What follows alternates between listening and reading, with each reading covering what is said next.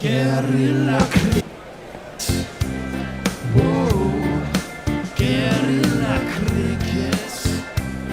Whoa. Guerrilla. Take guard, man the barricades, patrol the cover boundary. At last the time has come, this is a cricketing emergency. Hear this call to arms for every cricket revolutionary. Take up your bats and stumps for the test match insurgency. At first they tried to silence us, but we would not be silenced. They threatened us with lies, so we threatened them with violence. Che Guevara, Sangakkara, Joseph Stalin, Douglas Jardine, Robespierre, Darrell Hare, Vladimir Lenin, O'Brien Kevin. Guerrilla cricket. It's not about the winning, it's about how many rules you break. Even in cricket commentary, this is the best advice to take. Pick guerrilla cricket, it's the finest choice you'll ever make. There's so much more to cricket than rev counters and a slice of cake. At first they tried to sanitize us and clean up our act, but people like it filthy, and we know that for a fact. Fidel Castro, Lenny Pascoe, Carlos the Jackal, Omar Akmal, Mahatma Gandhi, Grant and Andy, Brendan Behan, Austin Ian.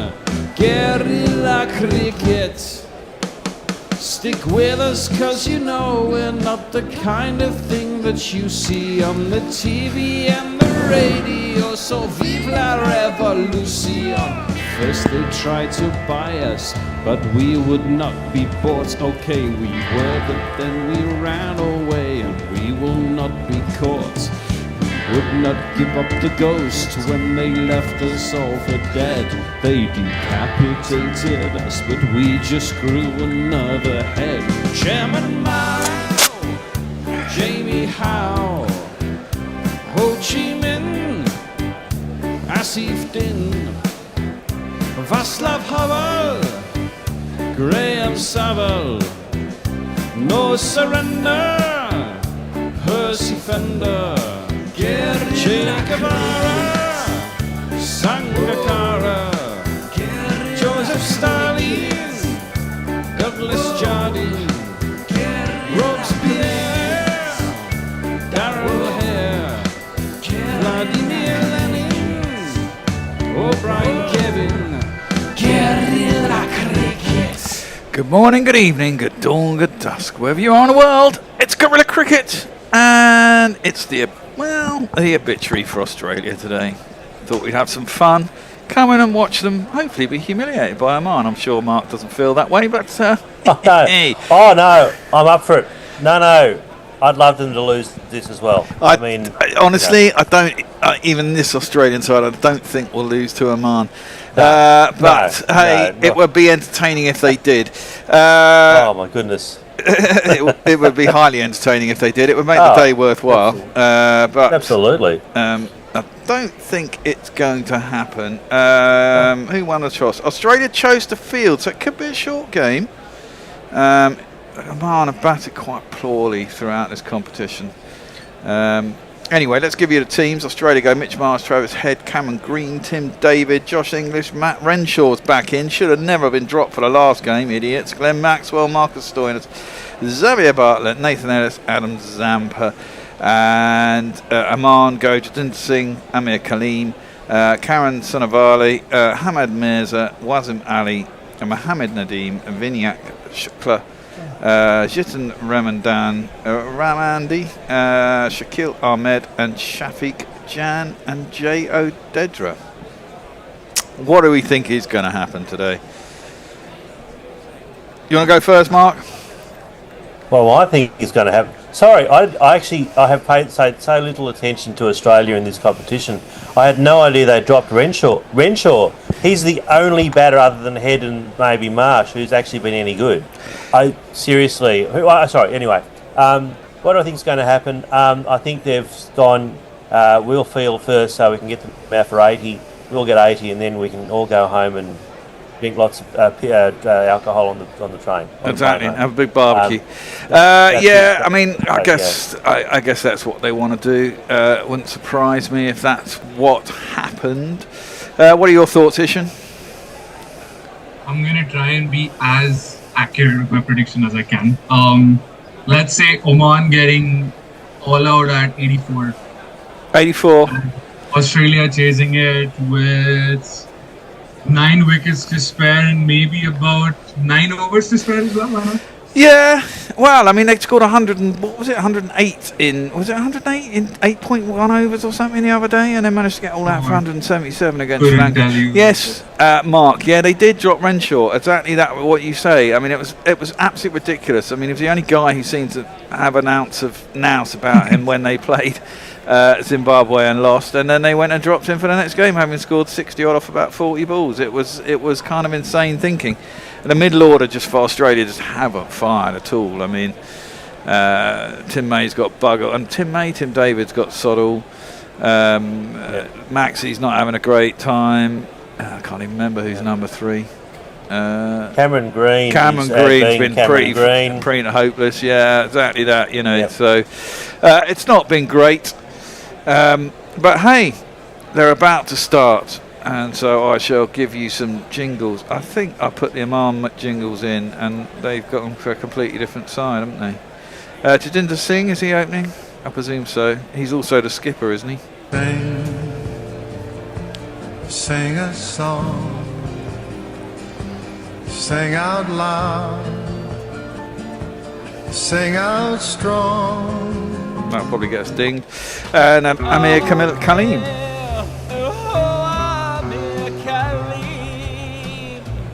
Slow bowler, and he can bat it seam. Well, can he bat? Will it be Xavier Bartlett opening the bowling, do you think? They haven't given us a name yet. I don't know if you guys are seeing the chat right now, but Tim Wilton is just playing chess in the chat, and I'm honestly with Loki as well, because Loki says, OMG, you guys are so good at chess. I don't even know what the positions are. I'm with you there, mate. Well, if they're playing chess yes, I can see that. Oh, he's bowled in first ball. Oh, he's gone first ball. There you go. You're saying 84, I'm saying less. It was an in-swinger. It was a great ball. Xavier Bartlett has bowled, and they got a wicket with a first ball. The crowd says out. The crowd says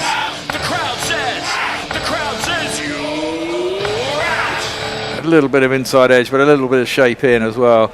It was a horrible shot by this bowler. Let the ball shine, let the ball shine, Well, it didn't start very well for a man, did it? I mean, both these teams going home, so I guess we're hoping for a short game. But he was a bit stiff when he played that. There was no movement of his legs, even though he knew that the new ball could swing in or could swing out. He was just kind of dead set on the ball coming right to his bat, which it didn't happen, of course. Well, yeah. I mean, surely dead rubber, both teams out. Do they really care? I mean, some of the times you think these games should just be called off for the sake of everyone's sanity, really, but not to be. Karan Sonavani, we do have a jingle for him. Sounds like this. He's not a son of a gun. He's not a son of a bitch. He's Karan, son of Val. There you go. That was just a silly shot first ball. I mean, just swinging your bat, just the first ball. I mean, Bartlett's quite good, so why would you do that? It's just. Some of you may notice that scorecard stopped working. It was working yesterday when I left it, and it is not working today. I'm presuming that Cricinfo once again have altered their tiny little script by a comma here or a colon there, and it's fucked up our effort to get the score out. So I'm going to have to send an email to someone. And there's an appeal, second ball. Are we going to have a first? Yeah, I didn't seem to. No. Vociferous appeal, but then no one's even thinking about reviewing it, so they were just hopeful. But no. Don't know much about Xavier Partly. He's not particularly quick. Apparently he's a T20 specialist.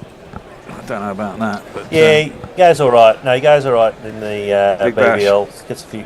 Yeah, gets a few wickets. Yeah, but it's Oh, he's. Why did they Remember, hang appeal on. for This that? That was is so my far. Tasmania What made from them- memory. Yes. yeah, that was so far away from the bat-ish, and I don't even know what they were appealing for. Nowhere near anything. Go home. Yeah, they want to go back home as quickly as we want this match to get over. Yeah, exactly that. But it's all that's closer to the bat. Fished out again by Karen, but there is no run. All right, Gary's here. He's got here before Hendo, who's actually supposed to be opening the show, but once again, foxed by roadworks in Honor Oak. No, I've got 2 people on Zoom. Don't you worry. We're okay. But there you go. He's a Queenslander. He's moved to Queensland. There you go. For some reason, I had him as Tasmanian, like everyone else in Tasmania in the BBL. But no, so we're in the T20 side because there's Xavier Ellis and there's other fast bowlers around. But anyway, he's a Queenslander. Xavier, oh Jesus Christ, 3rd ball in a row. He's just been beaten on the outside edge. Good shape from Bartlett here, nipping a little bit off the seam as well. Is Cameron Green going to get a bowl? He seems to be warming up his shoulders. I think he might just want to show the camera that he's doing something right now. Yes, Gary, you couldn't get onto Zoom and let in Will, could you? Just over there. Thank you. Dharmasena is umpiring at one end today.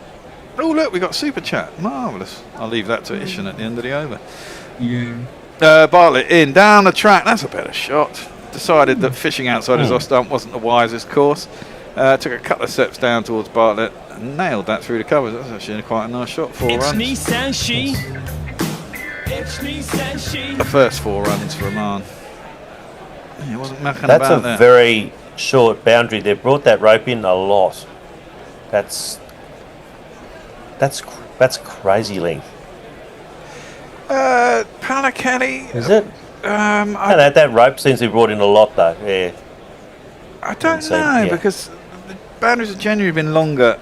Oh, it's edged. Oh, Has it that's been caught? Oh no! Did they put it down? Fucking idiots.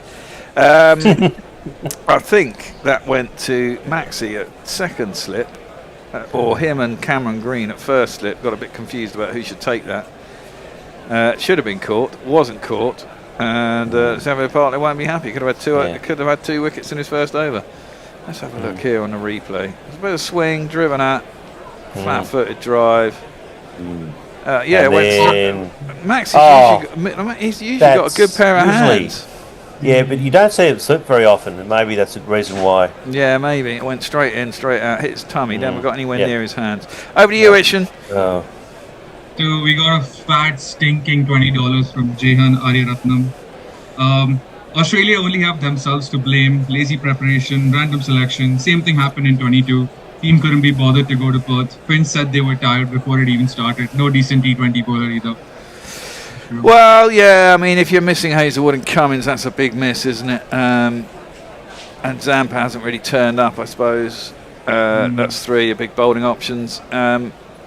Batting wise as well, they look a bit light, don't they? And the middle order hasn't been firing. Maxi didn't do very well in the BBL. Tim Davis had an injury and hasn't done much. Jatinder Singh gets to face his first ball, comes down the track. Stoinis is opening the bowling and defence. I mean, that says everything you need to know, doesn't it? I mean, if this man is opening the bowling.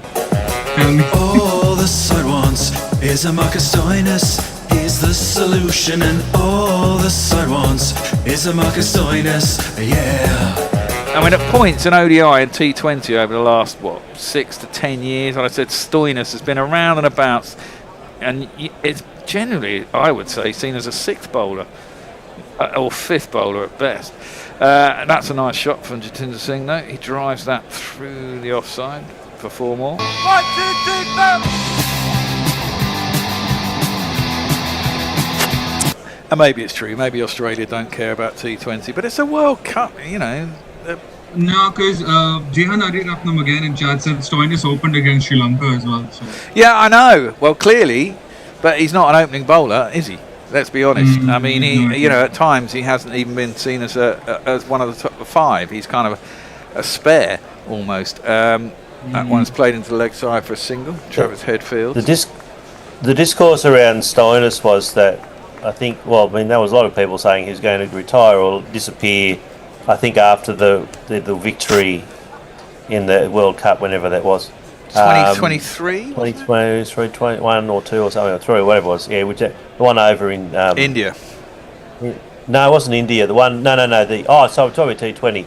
Oh, right. No, T20. He was going to be going after that T20... the one in... I always call him one of the airport states. In the UAE when it was over there. Yeah, when they won it. And then, when they won it. And so he was in there, and then I was going to sort of fade away, and they're going to have other people come through. And then they just keep going with him, even though he isn't very good. No. He hasn't been very good for a while in either bowling or batting. He occasionally does good things, but no, he's and that's what a lot of Australians look at this and they go, well, Australia, we do care, but the selectors have lost their minds. A lot of people. Well, the last ball was just played out to third man for a single, I believe. And the next ball, Jatinder Singh's got actually a very weird stance, and he pulls that one down to long leg for a single. Carry on. And if I'm Steve Smith, I'm wondering why have I been pulled out of the Live Golf tournament in Adelaide and been flown over to here and not been played? Well, yeah, considering when he went back to the BBL after the Ashes, he averaged 56 or 60 or something. He was astonishing. So a couple of his innings in the BBL after the Test matches were astonishing. It was the best T20 batting we'd seen in some time in the BBL from an Australian. Well, Jatinder Singh has hit that very high. I don't know if it's gone long. No, it hasn't. But it's gone square of the man who's down at long leg and plopped into the ground. Outfield here looks ropey.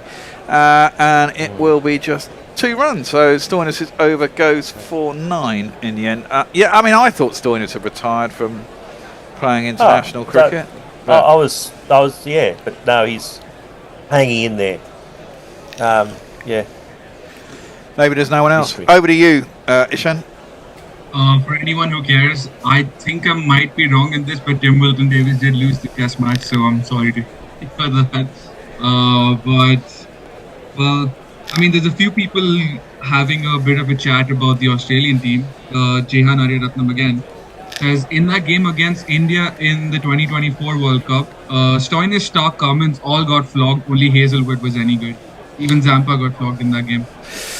Yeah, it can happen. But, I'd rather have them than this lot. Xavier Bartlett is in. Down the track comes Tinder. But I think I'll give him credit. Saw him coming. Cramped him for room. Could only play it. Not much pace up to mid-on, and there is no run.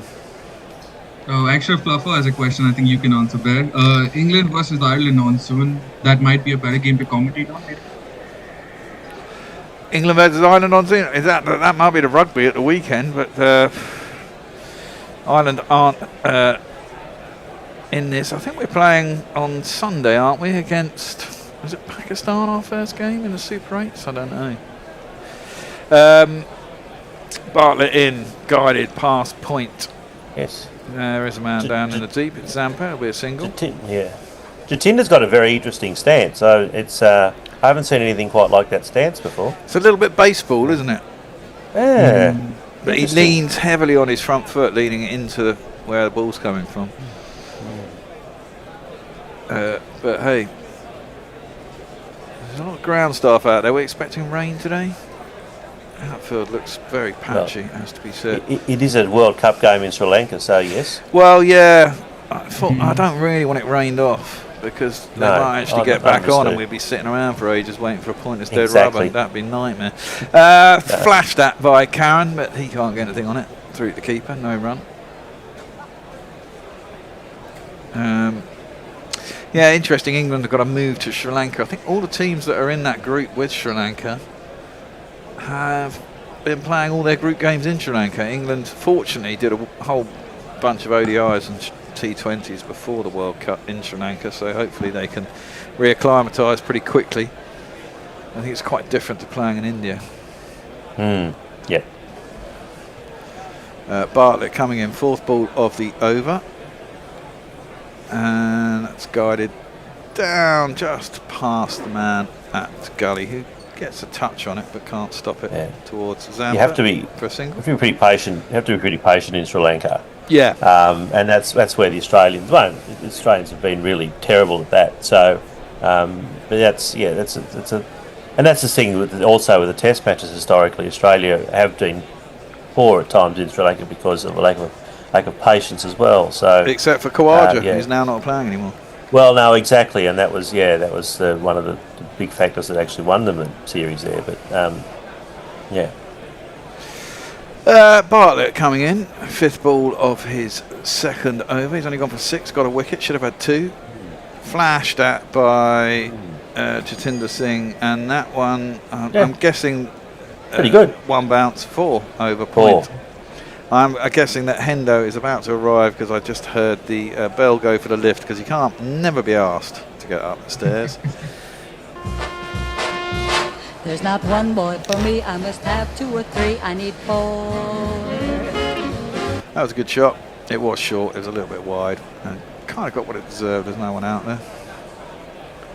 Safe enough. Last ball of the 3rd over. Mitch Marsh then points to somebody to go out there. No, you've only got 2 fielders in the deep. Just don't bowl there, would be my solution to that one. Bartlett coming in, last ball of the over. It's going to be a wide down the leg side. Swings after it's gone past the batsman. He caught that one. His stance, and he's actually was suited to that shot. It's really well suited, but also the terrible ball helped him. Yeah, what, the previous shot? Yeah, very much. Previous so. one, yeah. But It's just too short. Oh look, they spelled English wrong. They got him as English. Yes. well, he is, isn't he? From memory. Well, he is. There. Yes, he was born in Leeds, wasn't he? That one is defended by Jatinder Singh. He's looking for a run. Karen isn't. And that ends the 3rd over, 20 for none. Not a bad start after losing a wicket off the first ball, I suppose, for Oman.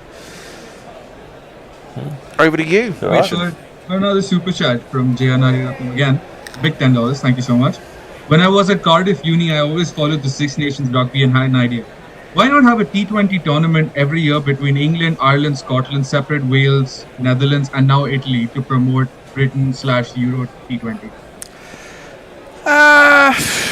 I don't think they'll get the amount of viewership that you're probably imagining. No, I mean, this is the problem in England. I mean, the problem you've got in England is everything's behind a goddamn paywall. I mean, if cricket had never been bought by Sky, then it might be a goer. But the fact is that under Tony Blair and the Labour government, which is a massive shame, we used to have what a white, I can't remember, it was a white list it was, wasn't it, which were protected events that had to be on national telly. And Test match cricket was part of that, and then they just basically said, no, it's hit and just over the man at mid-on. Yeah. No, so Australia still has that for Test matches. Exactly, and we should have that here. I mean, especially now, anyway. Let me give it a jingle for that. 2 + 2 is Oman. 2 + 2 is Oman. I mean, now you've got multi-channel telly anyway. I mean, BBC's got 4 channels. They could quite happily have it on BBC 4 all day. And there's fuck all on BBC 4. It doesn't even work all day. BBC 3's not on all day either, you know. I mean, they've got 2 bandwidths they don't use 24 hours a day. Oh, he's bowled him. That is a good ball. Oh, that's good. Cramped him for room and maybe nipped back a little bit off the deck. He's trying to run it down a 3rd man. There was never any space to do that. And that's what Ellis can do. He can really rip through. I have a lot of time for Ellis. I think he's been hard done by in this tournament, but he's actually a really good bowler, I think. Yeah, he was trying to run that down the 3rd man, and he's basically come off the inside edge, bounced into the ground, and hit the stumps. The shot was never there for that. And we have to give him a jingle. Another one bites the dust. I think that is going to be out, Fred. Another one bites the dust. Karen Sonavali out for 11 off of 12. Or 12 also, off Brad, 11. we have a few new viewers who are asking about the scoreboard if you want to clarify that. The scoreboard basically scraped off Cricinfo. Every once in a while they change their code. And they must have done it overnight, because when I changed the scorecard last night, it came up as Australia-Oman, match yet to start. When I got here today, it's got yesterday's scorecard up, which means they've slightly altered their code. Enough such that it will not pick it up, and therefore I'll have to send an email off to our web guy, and he'll have to investigate the code, which means it probably won't work today, and with a bit of luck it'll be up and running again tomorrow. But yeah, I can either get rid of it and completely off the screen, in which case you'll see our feet and a black patch along the bottom, or I can just leave it up there. Up to you. You can vote on it if you like. Ellis is into the pads, down the leg side, horrible. Going to be 5 wides. Having bowled a really good ball to get a wicket. That is 5 wides. And Oman move on to 29 for 2. Ball looks shagged already. Sorry, Tim Wilton Davies says, if I had a private island, I'd invite nerds to play chess and cricket. I think the Epstein comments were a bit too obvious. But then you do you, man, as long as I'm not invited. That is getting murkier and murkier, isn't it? As more comes out. I mean, it's been a massive cover-up. It really has. I mean, it's disgraceful, really. Just these rich fuckers get away with everything. That's full and nicely driven by Hamad, who is up to mid-on, and there is no run. Now we've got a jingle for the new guy, Hamad Mirza. Here we go. He's got a jingle. Hamad Mirza. He's not gonna live forever. That's a shame. Hamad Mirza. But once this jingle is over, you won't remember his name. Well, we'll remember his name while he's in there batting. Nathan Ellis is got 3 balls left in his first over. He's gone for 10 so far. And he's bowling to Jatinder Singh, who again just drives up to mid-on. They go for the quick single. It is there. Is that skipper, number 8? Is that Marsh at mid-on? Don't know. Anyway, they get 1. He's 12 off 9. Yeah, Australia, if they win this, they'll go above Ireland. There you go. That'll make them happy. Who won 1, lost 2, and had no result. Have got 3 points. Currently, Australia played 3, won 1, lost 2. Didn't expect to lose to Zimbabwe, but Zimbabwe beat Sri Lanka yesterday, you know. Yes, Ellis, exactly. Ian, didn't expect that to happen. A slower ball was just defended out into the offside, and there's no run. Didn't really see that coming as Nick was in yesterday, and Sri Lanka got problems in their bowling department. They've got 3 injuries to 3 frontline bowlers, but still, I mean, it really... they play quite well. I kind of expect them to be the whipping boys in the Super 8s. But you know what? If their top 6 can get most of the runs, they can put target on. They've got a couple of half-decent bowlers. I really don't expect them to trouble the big boys, but there might be a chance for an upset for them, which would be good. Nathan Ellis bowls, hits the pad of Jatinder Singh. That's a half appeal, but it's going down leg, and there is a leg bye. Ends the 4th over, 33 for 2. Extra Fluff was asking the right questions. If there is a cricket tournament going on Tim Wilton Davis' private island, who would umpire? Will it be Will it be Andrew or Donald Trump? Oh, both. Well, either end. Trump's insane, though. He probably can't get in, you know. I think he's actually probably has got dementia. Yes, I don't think he'd be an umpire. Wonder about that guy that Starmer appointed as an ambassador. That Mandelson. Keep hearing about. Mandelson. Yeah. He can be an umpire, couldn't he? But as he said, I'm gay, so I never saw any of this stuff going on. Like, that's an excuse. He was basically just taking money off the man. Right. And probably did see a lot of stuff, but he just thought, because I'm not interested in girls, it doesn't really affect me. I don't know. That's short wide. Well, it wasn't short and wide, it was full and wide, and got kind of what it deserved from Jatinder Singh, which is smashed out to the point boundary. It'll be 4 more runs.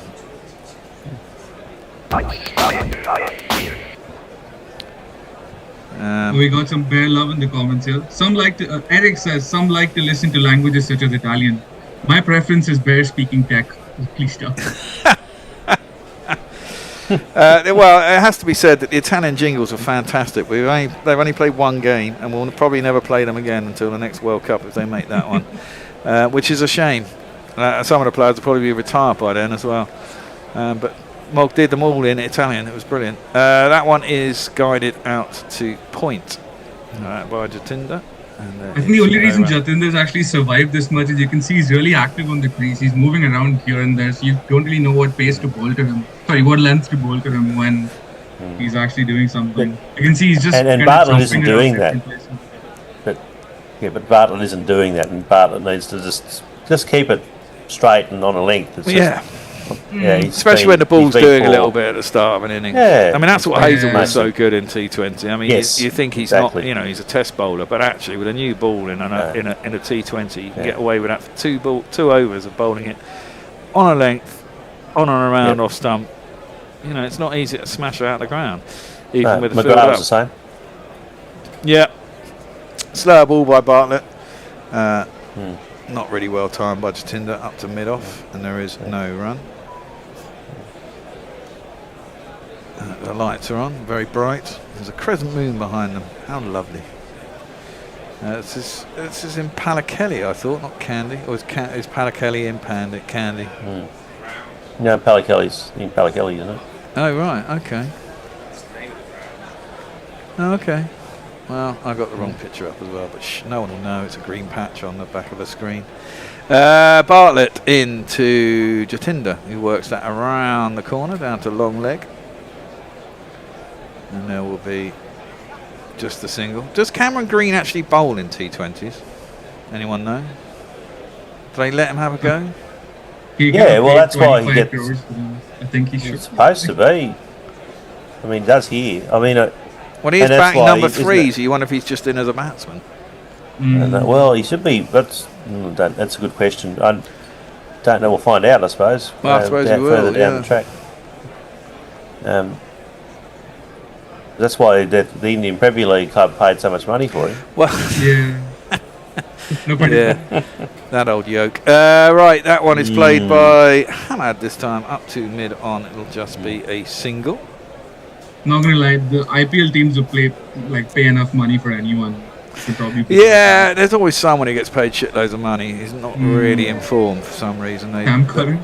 Yeah, well, no, when Sam Curran got paid, to be fair, he just had come off the back of a T20 World Cup and been voted and been given player of the Ben tournament. Stokes is who I'm thinking of. Ben Stokes has paid an awful lot of money to be an all-rounder. Yeah. He doesn't do anything in the IPL. No, not really. Some people are suited to it, I guess, and others aren't. Bartlett The in. IPL, yeah. Oh, bowled him. Cracking There you delivery. go. Jatinder Nice, Singh has there you gone go. 17 That's for 15.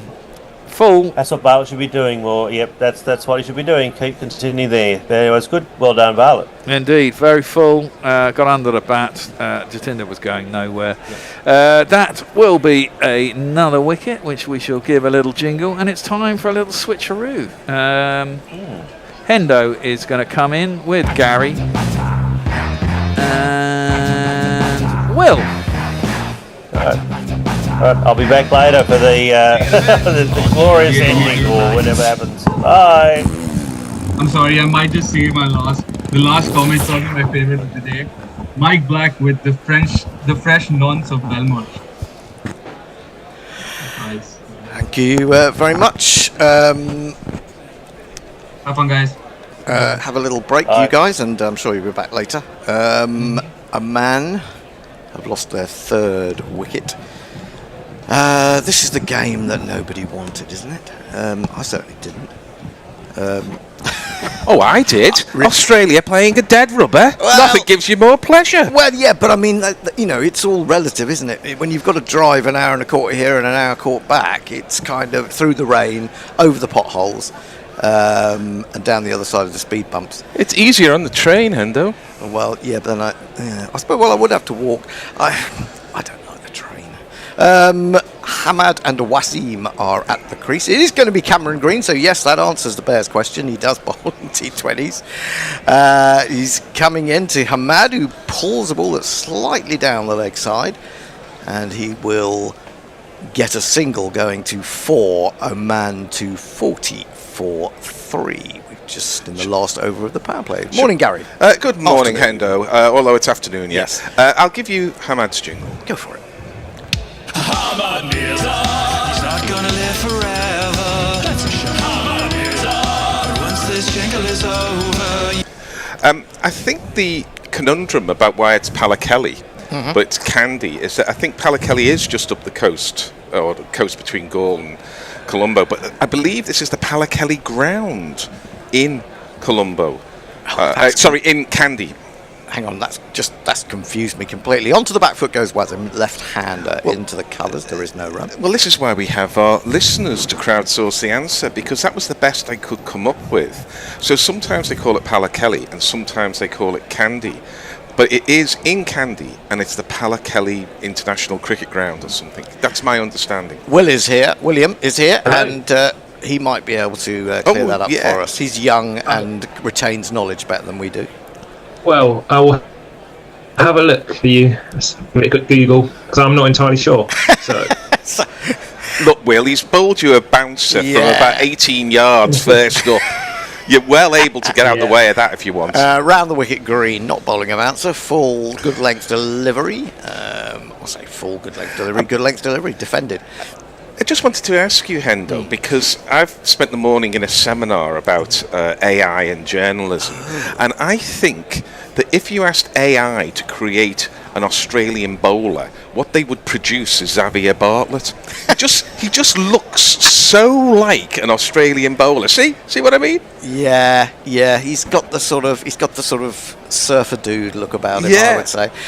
Green though it is, into the hip of Wazim, who hurries through his single as he just nurdles that up towards mid-on. There's something of the kind of transported footpad DNA in him from sort of 1842 or something, isn't there? There's a look around the eyes. See, Cameron Green looks too nice. He could be an AI Australian bowler, but he looks too nice. But Xavier Bartlett, as fast bowlers should have, has just a touch of the devil behind the eyes there. Do you think has he got a big enough arse? Well, you will have to examine that in more detail later on, Hendo. That's very true. Green it is, in bowls, and Hamad is down on it quite late. Wazim has made some ground, thinking there might be a single. The throw comes in, it's hit the wicket. And the Australians seem quite interested in that. Cameron Green not so much, but one or two of the fielders. Well, it won't be his wicket. He kind of put the bat down, didn't he? He didn't really. Well, he definitely didn't dive, and he didn't really slide it in. Oh, we're going to have to have a look. Oh, I think he's well in, no problem whatsoever. Just quickly, you've got an answer. Yep. Apparently, the Pallekele International Cricket Stadium is in Candy. Oh, and Tim Walton-Davis said Pallekele is in Candy as well. So there we go. Now that's a pretty darn good shot to end the over. Hamad rock back, was given a bit of width, a bit of height outside off stump, and casted it away for one of these. One talk over the line, sweet Jesus, one talk over the line. Well, thank you to Tim Walton-Davis there. It's much appreciated. I guess I get half a point for that. Oh, and then we got end of the power play, 47 for 3, and we're going to have some drinks, would you believe? Will, have you got something for us? Yeah, just on the messages here, we've got, again, a bit more info here from Tim Walton-Davis. The stadium opened on 27th of November 2009 and became the 104th ground to host Test cricket in December 2010, now named the previous 103. Then we've got, as well, Loki, 22-8-10, biggest scam in IPL, Maxwell, and then I think in reply to that, Eric J raided the IPL pension fund, and then we've got a bit of talk about Peaky Blinders as well. Someone asked, has the new series started over here yet? And I've got no idea, but so I don't know if everyone's got anything to say on that either. Well, it's being advertised, because I was in the cinema the other day and I thought, God, whose cheekbones are they? And of course it was Cillian Murphy's, and he was advertising the new, I think it's a kind of origin story, I'm not sure. I've never seen the programme, so... Me neither. I know Grubby's a big fan. Whose cheekbones are those? You sound like you were a paleontologist or something. Well, there's a bit of that, but I've got cheekbones on the mind because the greatest cheekbones in history I was reminded of coming through London Bridge Station, because there was a busker who was taking an absolute machete, as they so often do, to Both Sides Now. But the song is so strong and Joni Mitchell's voice is so memorable that I was instantly taken to Joni Mitchell singing it. And Joni Mitchell, I think, possesses the greatest cheekbones in 20th century. Really? Oh, God, yeah. Oh, man alive, Joni Mitchell, cheekbones. Well, I have to say, I've not really looked that closely at her cheekbones. I do like her music. I think she's incredibly... I mean, music and lyrics. Sorry? As well, we've got Fo JDXL, is this the World Cup final between Sri Lanka and Zimbabwe? I think there's been some technical issues, that's why we've still got that scorecard. Fair enough. Bradford, Bradford, but we can rejoice in Australia's ineptitude. So yes, we've got that as well. Well, we're going to get going again. It's going to be the proto-Australian Bartlett, Xavier Bartlett, bowling 2 for 17. He's got 1 over still in his locker. I mean, it does feel like that David Brent bit. I never really watched The Office, but where he says, on the other hand, I've got a promotion. That us complaining about Australia after the Ashes. On the other hand, we've got them knocked out of the T20 we've got to enjoy it while we can. Oh, we absolutely do, Hendo. And of course, I'm one of those people who will never mock too much too early. Bartlett in, down the leg side, flicked on its way, although it might have just been pad. We'll have to wait and see what the umpire says. No, it came off the bat, and Wasim moves to 5. Now my innings going, great guns, I hit the ball, 4 runs, I hit the ball, and it went for 4 runs. It's a bit like, you know, how when you're watching your football team, and you go 1 up, and a load of your fans start mocking the opposition, or the opposition fans, and sucked in the morning. Too early. Okay, do it in the 9th minute of injury time, maybe. Everton were 2-0 up in injury time last season and lost 3-2. Well, don't get me started on the amount of goals we've conceded late on. This is nicely laid down to third man or wide of him. He has to scamper around to his left of field. They get a single.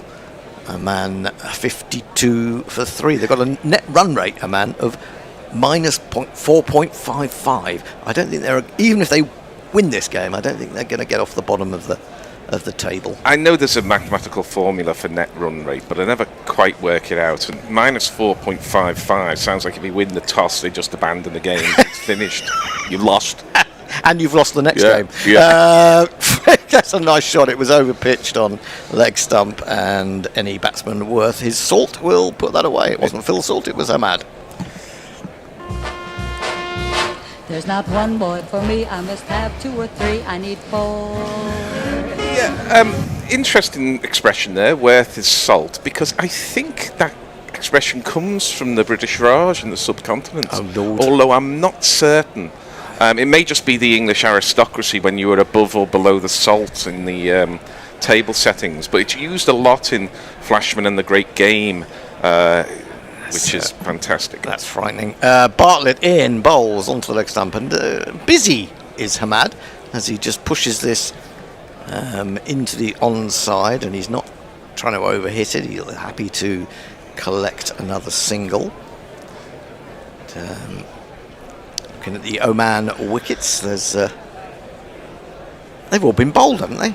I think they've all been one bowled. played on, I think, but there's been some decent deliveries that have ducked in and ducked out. Of course, one should have been caught by Maxwell, who's at the age where the eyes begin to go, and rather like Joe Root at slip, he didn't even get a hand to it, and I think the eyes might have gone a little bit for Maxi. The eyes no longer have it, as they say in Parliament. Onto the back foot, jumping a little bit to keep that one down, Wasim, and there is no run. So there you are, Hendo. When the eyes have it, you were thinking of Parliament.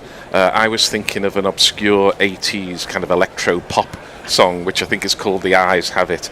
Of course, EIES for that one, rather than parliamentary procedures. Who is that by? Do you remember? No, I don't, but Google will be our friend, as indeed will our listeners if they want to explore those rather dark alleys of early 80s electropop. I'm a big fan of Billy Idol's Eyes Without a Face. Eyes Without a Face. Lovely song. Fantastic song. In he comes. Oh, now that has lifted, and Wasim has to again jump to get over the top of that and play it in front of his face. I think Eyes Without a Face was a kind of German expressionist movie from the 1930s, although I may be wrong. I'm often wrong these days.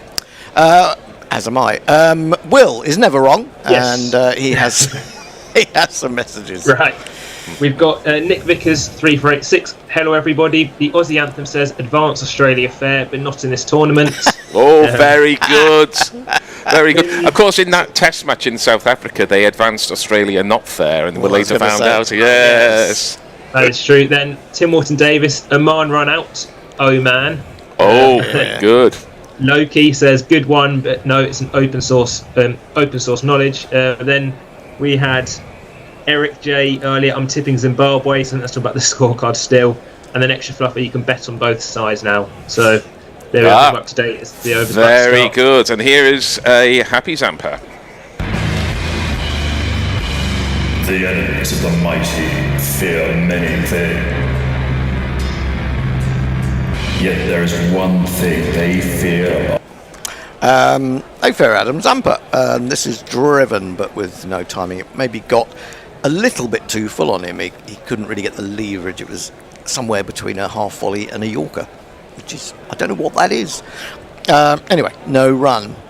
We need a new term for that. Zampa in again. Oh, now that does turn and sit up a little bit. He goes back and plays it with watchfulness up to mid-on. Is he still a coffee fiend, Adam Zampa? Was he going to set up a kind of Ricky Ponting style business for coffee emporium instead of wine? I'm not sure. Glasses, I like the glasses, I have to say. Browline glasses, they're my thing at the moment. I'm going to have to get a pair. Every time you see Adam Zampa, he looks different. That's gone past the outside edge. Didn't really seem to do much, but Hamad was just hanging the bat out a little bit. I kind of concur, Hender, but he also always looks 22. That is true. That is true. Yeah. How old is he now? He must be about 29. Oh, he must be. If you were to push me to guess, I'd say 31, but back to sure we'll be told. 33? 33? 33! He's got a portrait in the attic. He really 34, has. 34 on the 31st of March. Wow. Good lord. He's got a portrait in the attic. That's bizarre. Hasn't gone for a run yet. Has now driven nicely by Hamad out to deep backward point, just the single. Yeah, it's amazing when slow bowlers come on, because it's not just that they can sort of halt momentum with their bowling, but it didn't feel like Sri Lanka were getting bogged down, but we've had 4 balls, only 1 run, and in a T20 that's getting bogged down. But it's so quick with the deliveries that, you know, the time runs away with you. Yeah, they get through them very quickly, and that's one of the problems of commentating this form of the game. You're damn right it is. Because we like to go off on tangents, and it's not easy. Zampa into the left-hander, googly I think there, but he just prods it into the open space on the side. 2 men out, but nobody in. There was 2 there. Yeah, they just end up getting the 1. 59 for 3. Final ball of the 8th over coming up. Run rate 7.5. I tell you, if you can't go off on a tangent in a dead rubber between Oman and Australia, then tangents are not available. There must be some kind of curve where tangents are not available. I suppose a straight line curve is that. Well. Oh, he's bowled him. Another one goes. Another one bites the dust. He went back to one that was probably too full, sped through, took out his middle stump. Bye-bye.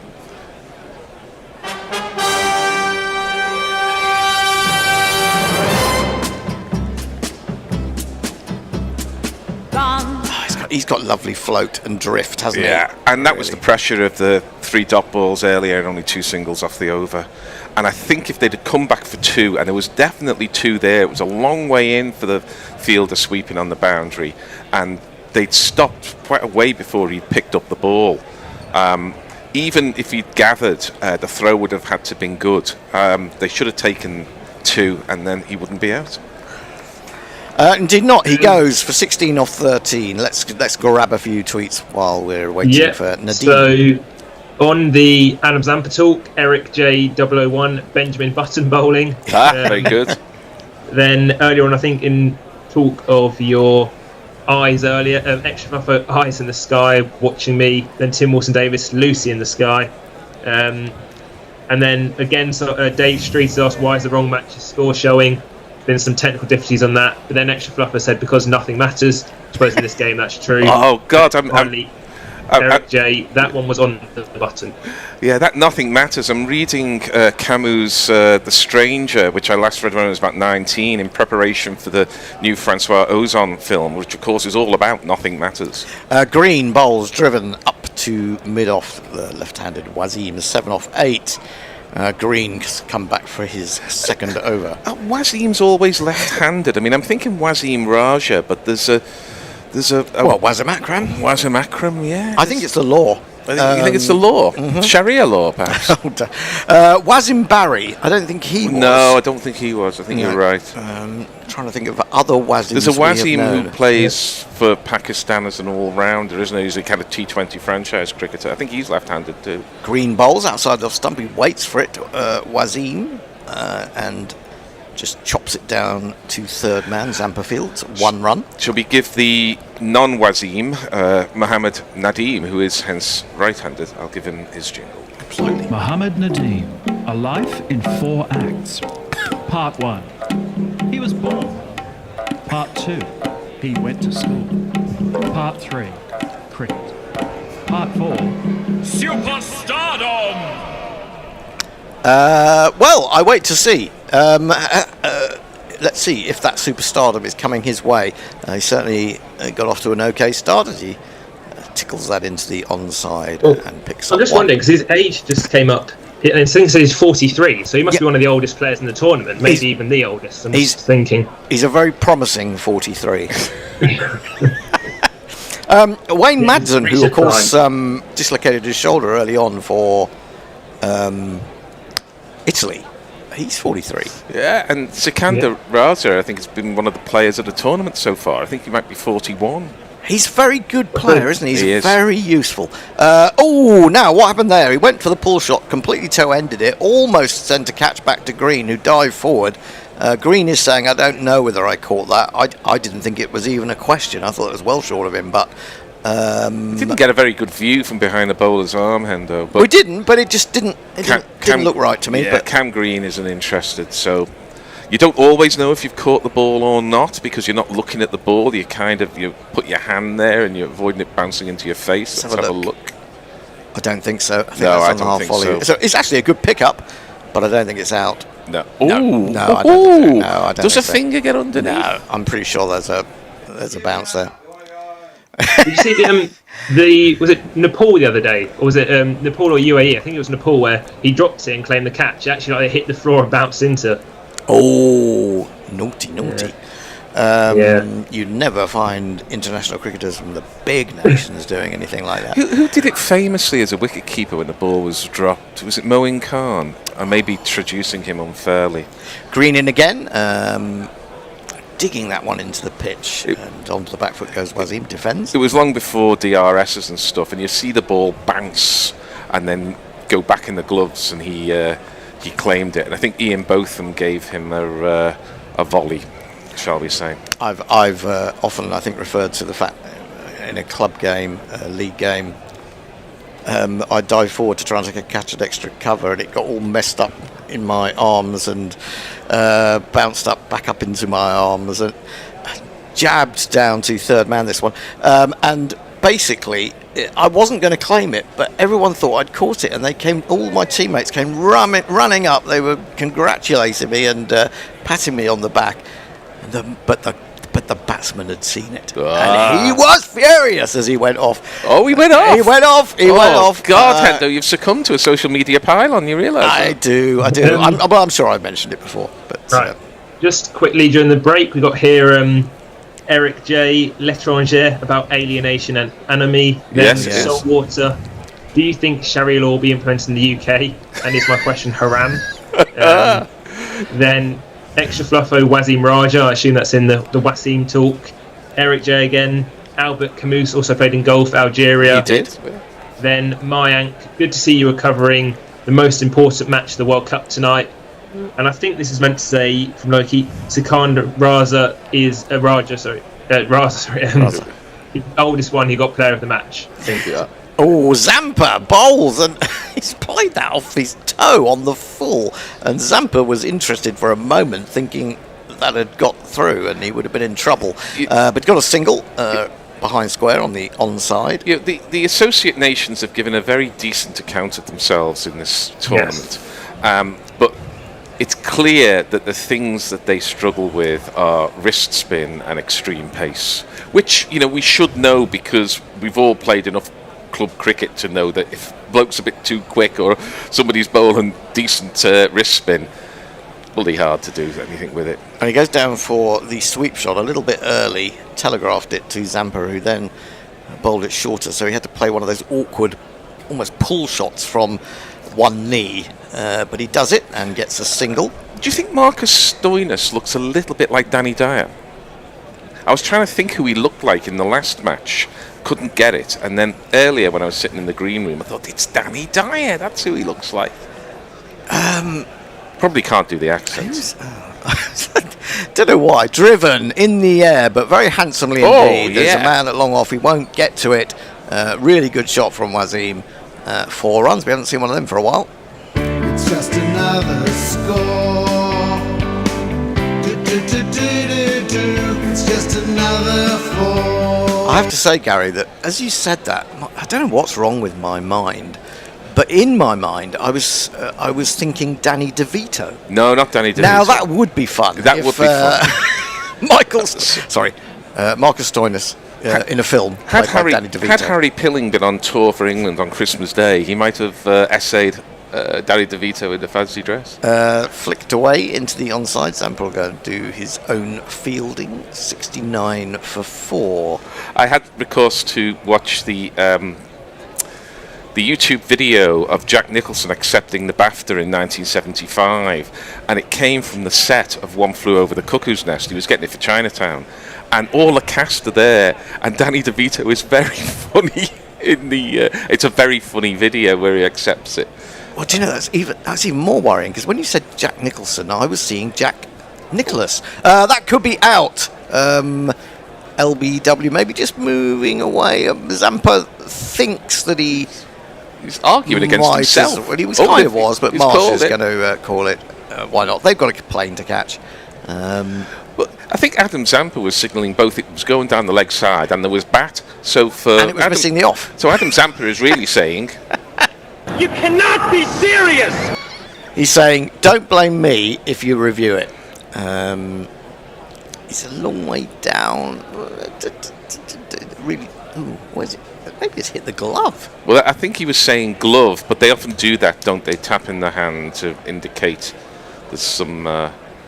It's very hard to see. I mean, it's ledge on it, just below the knee roll. It's very hard for the batter to see because he's not looking at the ball, which usually indicates less than good technique. He's reaching so far. There doesn't seem to be anything on it, so it's all about ball tracker now. This might be quite close. It might be quite close. It might be umpire's call on height. It's got a long way to travel. It's not very high. The bear hasn't given him out, and the bear's usually pretty good on. The bear's probably. Oh, he said that's out, I think. So the bear's. The bear is probably trying to buy and sell another car. He's on his computer. I think that's going to be out. That's going to be out. I think that's going to be out, Fred. It is, Fred. Bye-bye. Another wicket for Zampa. Oh. There must be. The crowd says you're out. He's bowled well, Zampa. He's the A to Z of spin bowling in the T20s we're seeing. Is he the only spinner whose name begins with Z? Only international spinner. Any other international spinners beginning with there might be Zahid is a name that's familiar in Urdu. Was there one of the bowlers in Pakistan, one of the spinners who I think when England scored like 800, he got hit for 6 4s and over by Harry Brook. Was he Zahid or? Zahid is a name, but and of course, first and second names can often be reversed in Pakistan, in Urdu or Punjabi, whatever the language is. So yeah, I'm sure there must be some Zs. But Zampa is an A to Z. He is Adam Zampa. Oh, he is. Good point. Vinayak Shukla is coming to the crease, 31 years old. One more ball of this particular group of commentators. Let's see whether Zampa can get another one. Shall we get a jingle in case he goes early? I can't find him. No Shukla. Yeah, here he is. He's got him. He won't care about you unless you go where he needs. Thrown up, edged, slip would have had it, or a wide slip would have, but there is no slip, and it's sped away down to fine third man for one of these. Half the team out in 10 overs, a man 73 for 5. I think Gary's taking over on ball by ball, and others will be joining you. Well, Candy looks rather good in that aerial shot there, sort of a jungle within the town. That's head bangling the mic there, but yes, who's the Bear's coming in, so always welcome to the Bear, and I'm not sure who we've got coming in on the Zoom, but we're looking one light. It's Ishan. Yeah, it's me. I'm here. Hello, Ishan. You've got the Northern Lights behind you there. I do. Very impressive. They are. I hope not literally. I hope you're not above the Arctic Circle. You said 84, didn't you, Ishan? I did. You've only got 11 runs to play with, mate. It could happen. It could happen. I still. So Oman are batting. They're halfway through their setting of a target, and they are somewhat anemic, 73 for 5, and fiddles outside off stump. Does Wasim, left-handed, to Nathan Ellis, right arm over the wicket. Bear is just a long march to an inning victory for Australia in the 18th over. I don't think the 18th over, if they go off like the other day, that would be done in 10, wouldn't it? Well, it will be, but I'm just wondering whether, the opprobrium heaped upon opprobrium, not that anybody in Australia is watching this because they're already out, whether they would be a little wary of going down to Oman. So Nathan Ellis is in, he gets close to the wicket when he bowls, got big strong action, and hence the ball rises up. And again, there's probably two there. I mean, Ponting and Clark would have got 2. Well, but just a single taken, 74 for 5. Well, of course, the whole world will laugh at Australia if they get beaten by Oman, which is fine. But if I was Australia, I'd just try and get it done as soon as possible. Yeah. And as we I don't think you want to go into a T20 thinking you're going to eke your way to 18 overs to get a low total of 110 or something. The scoreboard at Candy has now lost the H from Josh Inglis, so he's no longer the full English. As Australia are having Oman for breakfast here. That beats the outside edge of a fiddle by Viniak. It was a good ball. Again, it was a good ball. Wasted on there, son, as Fred Truman would no doubt have said. That was a good ball, but they've been fishing at a lot of stuff outside off stump. And they're not even trying to hit it for 4. No, I mean, if you're going to flash hard. Well, exactly. They did that early on and lost. I mean, where they are now, they've 5 wickets down. Wouldn't you just try and thrash everything? And if you get, a couple of 18, 19 run overs, fantastic. But if you're out. I think, for me, it's between the UAE and Oman for the weakest side in this tournament. Nathan Ellis is in. That one dips into the right-hander, taken on the pad. And again, there was no attempt at an attacking stroke there. If you can't get the bat on it defensively, you might as well not get the bat on it attackingly. Yeah, it's inside edge. Yeah. Might have been an appeal for LBW, probably a little bit high. Although nothing really gets up that high over here. I mean, one of my bugbears, and it's been the case all the way through this series, is white ball, so you have coloured kits. Why are gloves still white? How is the umpire supposed to see a glove ball when the white goes on white? And yet gloves are white all the way through the tournament. As this is defended through point, and there's a chase back. Sliding stop, and again there's no pressure on the fielder there who was sliding because they weren't looking for a second run.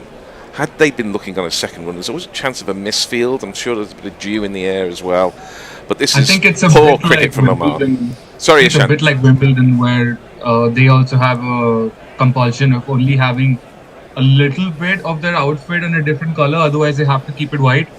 Might just be the regulations. Not sure, because occasionally you do see coloured gloves. I mean, I'm you happy to be proved wrong. Black gloves with a red insert. Yeah, I mean, I'm happy to be proved wrong, but a white ball on white gloves seems unfair to the umpires. This is pushed to extra cover, and there is no run. And somebody's going to come along and say, "Oh, but there's reviews." But if you've used both reviews, Well, it's not that. It's whether it hit the bat, though, isn't it? Well, if it hits the glove, I mean. Oh, what you mean, the batsman's glove? Yeah, it hits the batsman's glove. Yeah. Well, yeah, you got Snicko. I mean, I don't know. I mean, I think it's quite obvious for you don't get too many mistakes from the umpires, do you?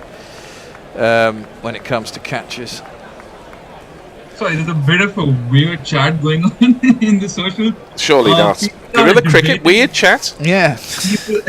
People are debating on what port tastes like, and then got extra flopper suddenly coming and saying pork tastes like human allegedly, and Eric just says I can confirm that. What's that? Pork. Yeah, well, I Yep. mean, it's Tastes like famously, human? famously, cannibalism is known as long pig, is the preferred food of cannibals. So, This is yeah, it is. Yeah, new bowler who's pushed to mid wicket, and they're through for another quiet single. Let's jingle him up. He must be here. And he is. If I had $1 million, Not going to get to play this much longer. No. I'll buy you a Glenn Maxwell, then we are no longer friends. So the 90s band, the Long Pigs, were basically Yeah, cannibals. Long Pigs, yeah. Well, it wasn't a band, was it? It was an album, wasn't it? By No, it was there was a band called the Long Pigs too. Yeah, I'm pretty sure it's Long Pig.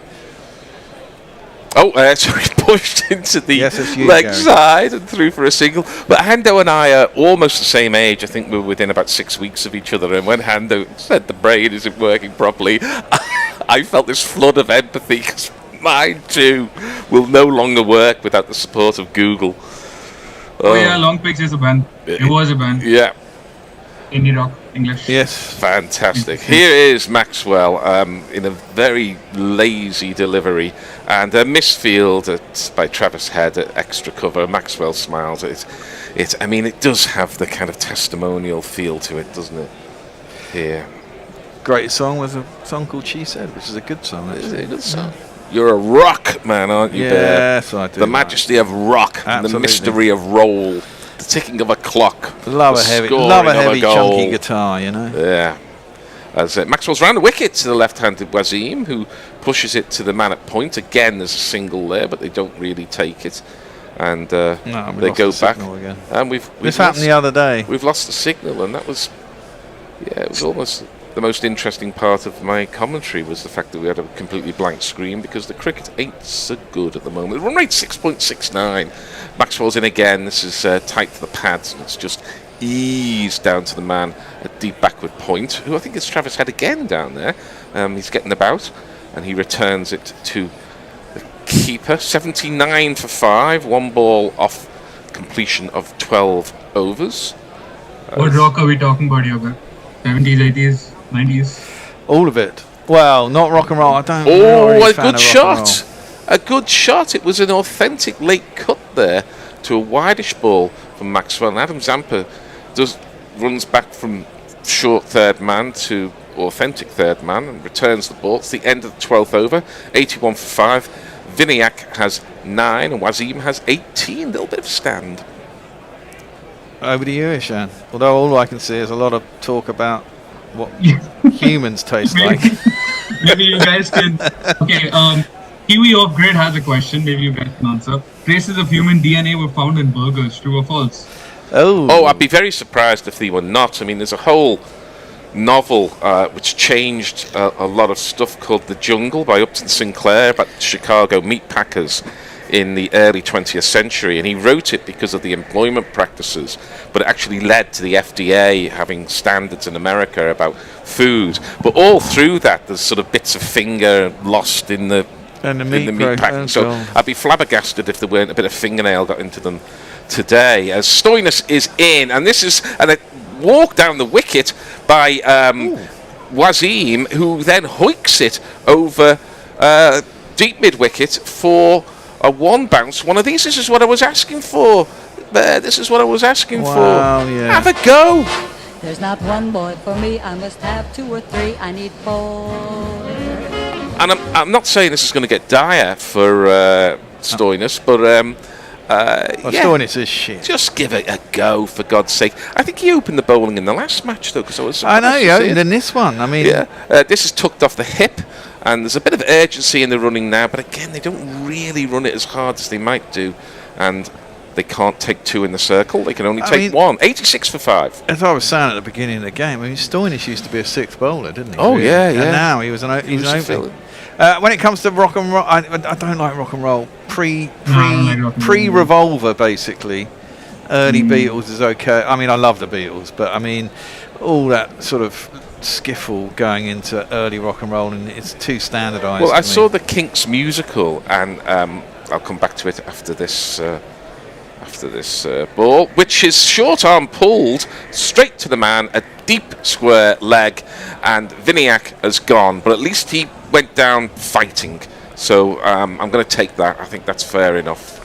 Let's have this. Another one bites the dust. I think that is going to be out, Fred. Another one bites the dust. Now, I'm not a rock person particularly, but the Kinks musical, he winds up for the guitar riff of You Really Got Me, and you do feel a kind of era changing, a kind of watershed in sort of white guy guitar bands when it went so heavy at the start of You Really Got Me. You really got me now. Yeah. And then, you know, you get Satisfaction all on the one note and stuff like that. So I kind of understand it, but most of the time I don't like it. My younger boys are a huge fan of Led Zepp, and Led Zeppelin was genius. Me too. I can only take so much. Although I did get a big laugh at I was watching India against Pakistan in the World Cup match at the Oval, and the music came on, and there's a few Asian lads around me, and I said slightly louder than I ought to, and it was Led Zeppelin. I said, "Thank God it's not Kashmir." Got a laugh from both the Indian supporters and the Pakistan supporters, so I quite enjoyed that. They should have done. That'd have been fun. So new batter is in. Stoinis, the demon bowler, is in, and this is just pushed to the left hand of a rather labouring point, and there's more scrappy fielding, but it doesn't really matter, does it? I'll jingle up the new man, who is also an Oman. Is it this man, isn't it? Cheaton, a prince amongst men, Ramanand. Mark going for the falsetto there. Yeah, he does a lot of falsetto. Yeah, well, now, I don't like, I have to say, I don't like speed metal or thrash metal or anything Yeah, like that. I see, oh God. You're getting into your sub-genre. Absolutely. That's a bouncer from Stoinis. It goes through to the keeper. Very half-hearted attempt at a pull shot from Wasim, who has 23 to his credit. I always hated that strangulated vocal that you get, you know, with the likes of David Coverdale and people like that. Yeah, a White Snake. White Snake. Yeah, Poodle Rock. Poodle Rock. Yeah. Poodle Rock was a lot of shit, but you know, there were some good bands in there. Motley Crue were actually quite good. Anything about psychedelic rock? Oh, psychedelic, yeah, psychedelic. End of the '60s, early '70s. Can people like that? Pink Yeah. Floyd. I live and breathe Pink Floyd. I'm not going. Pink Floyd, genius. Yeah, my son says so. This is lifted into the leg side, and they're through for a single. Is it possible to like, and you know, this is a bit of a naughty word, but it is the acknowledged term. Is it possible to like krautrock and rock and roll, because they seem diametrically opposite? And I've never really got into like krautrock. Well, you see, because I did, you see, and that's where I'm thinking you can't have both. Yes, the game is proceeding, not just listening to Mark Radcliffe and mainly because I couldn't understand the lyrics, presumably. Well, I couldn't. Debate topic in the chat if you guys want to take that up. Because Mayank said, I think when these oldies finally retire for Australia, they're in dire trouble. The new bowlers and top order batters are pretty crap.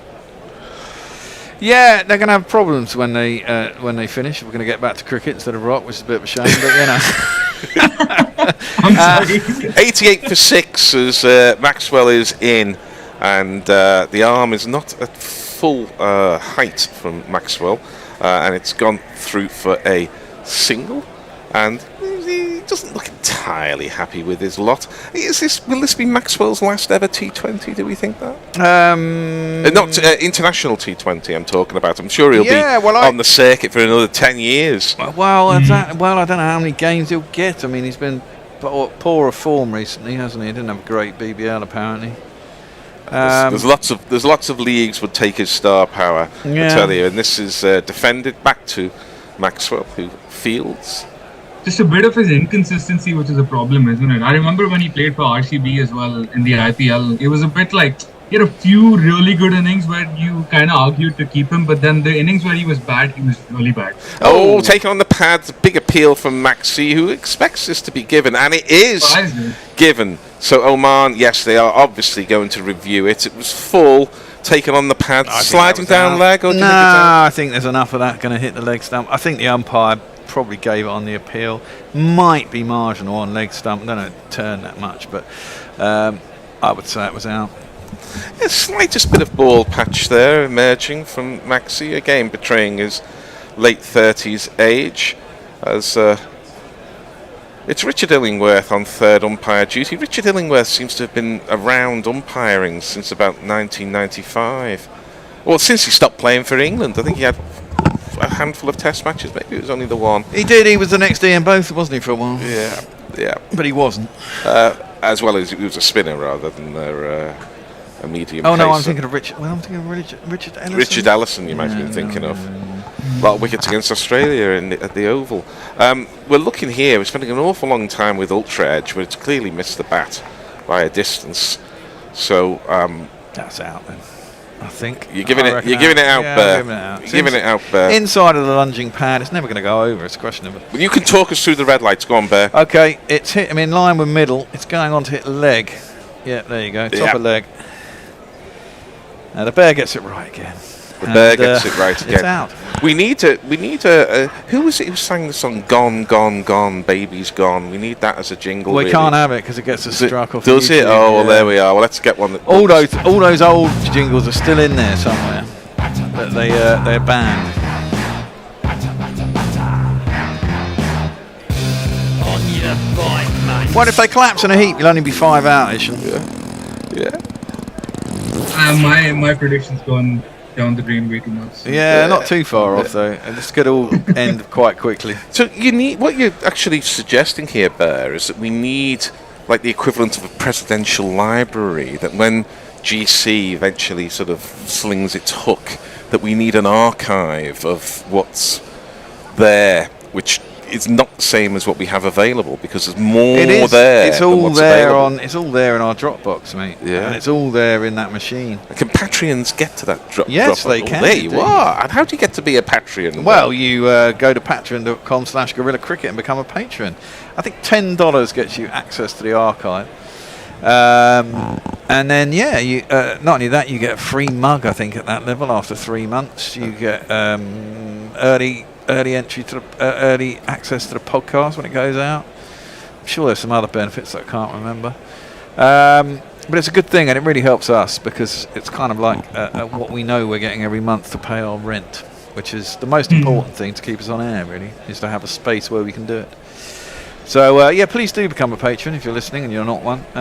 Patreon.com/Gorilla Cricket always helps. Or you could send us a super chat, equally as handy. In fact, all things handy. The nature of the world these days. I guess we do we call ourselves influencers these days because we're on the internet? That's what you are, basically. We're influencers. It's fucking genius, isn't it? Social media influencers. Most influencers don't look like you, and they don't look like me. Well, this is very true, Gary. But we're old-time fart influencers. Well, yeah, but if anything, I feel like this generation does need people like you guys. Well, exactly. We need to talk some sense into you young people. Well, I was this seminar I had this morning about AI and journalism. There are tools that you can get which turn sort of anything into a TikTok. They get the discourse right, they get the look right. You can get an AI-generated person to do it, or you can do it yourself. But all you do is say, with this tool, is you give this match to whatever the tool is, and AI creates, say, give me 5 TikToks, and AI gives you 5 TikToks. I was just wondering whether that would be an idea, but... Well, yeah, except for, I tried this. We did I in fact went to tried a few of these out where I went there and I gave them an article and got them. I've even got the videos on my phone. I can show you later, and got them to actually read them out as a presenter, and it does it quite well. Yeah, that's what I understand. The problem is with all these ones is that actually to get it to do it properly, they cost serious money. This is defended to point. How long ago was that? Because I'm believing that was only about 2 months ago. Oh well, that's not because what you see, a lot of them tell you can do all this shit, right? But you go and sign up, and you've got to have credits. You've got to have credits to make a video, and credits to translate this and do this. Yeah. And actually, to make a video, you need like 50 credits. Defended there by Shakil, for whom I am looking. Here we are. And they'll... I say, now this is a story all about how Shakil Ahmed got up there and about the crowd, a little bit of juggling and some tap dance. And when it was done, no one looked at him askance. Well, very good, Mug. That is defended to extra cover, and there is no run. It's the end of the 14th over. It's 89-7, and we have your socials.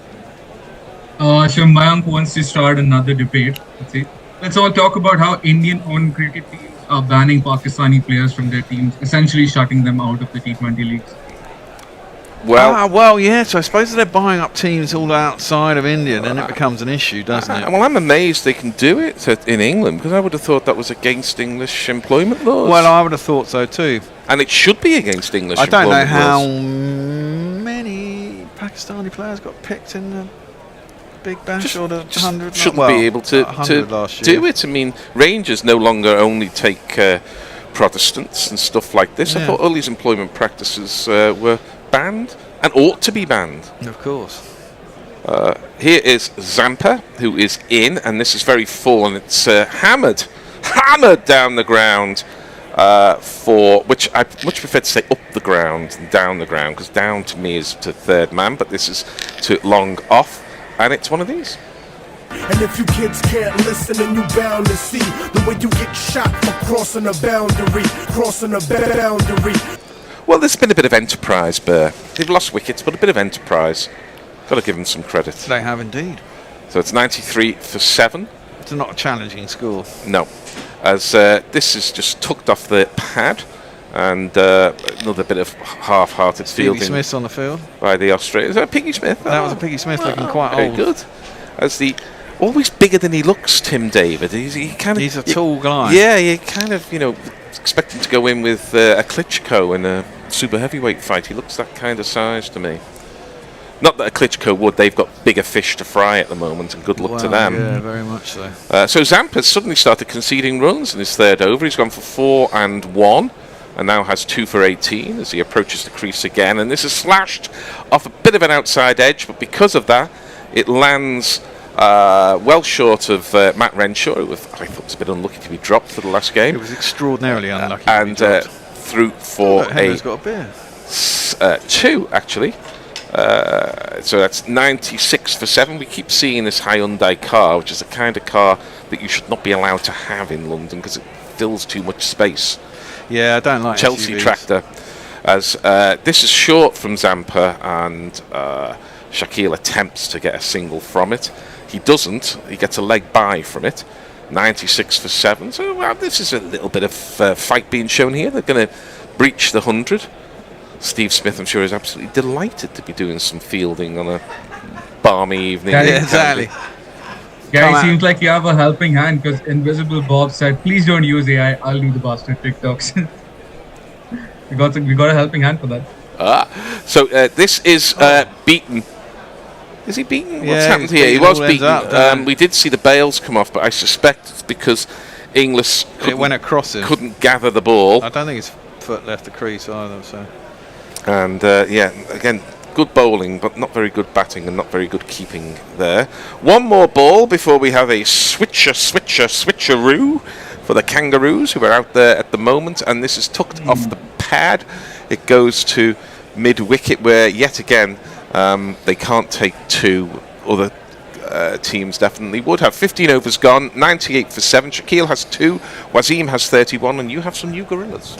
You do. Hendo's going to take over from you. I shall vacate once he has disappeared, and we got 2 people on Zoom, I believe. Have fun, guys. See you in the next inning. See you shortly. It's Mark, and it must be Will then, because Will joined too, didn't he? I shall see you again later too.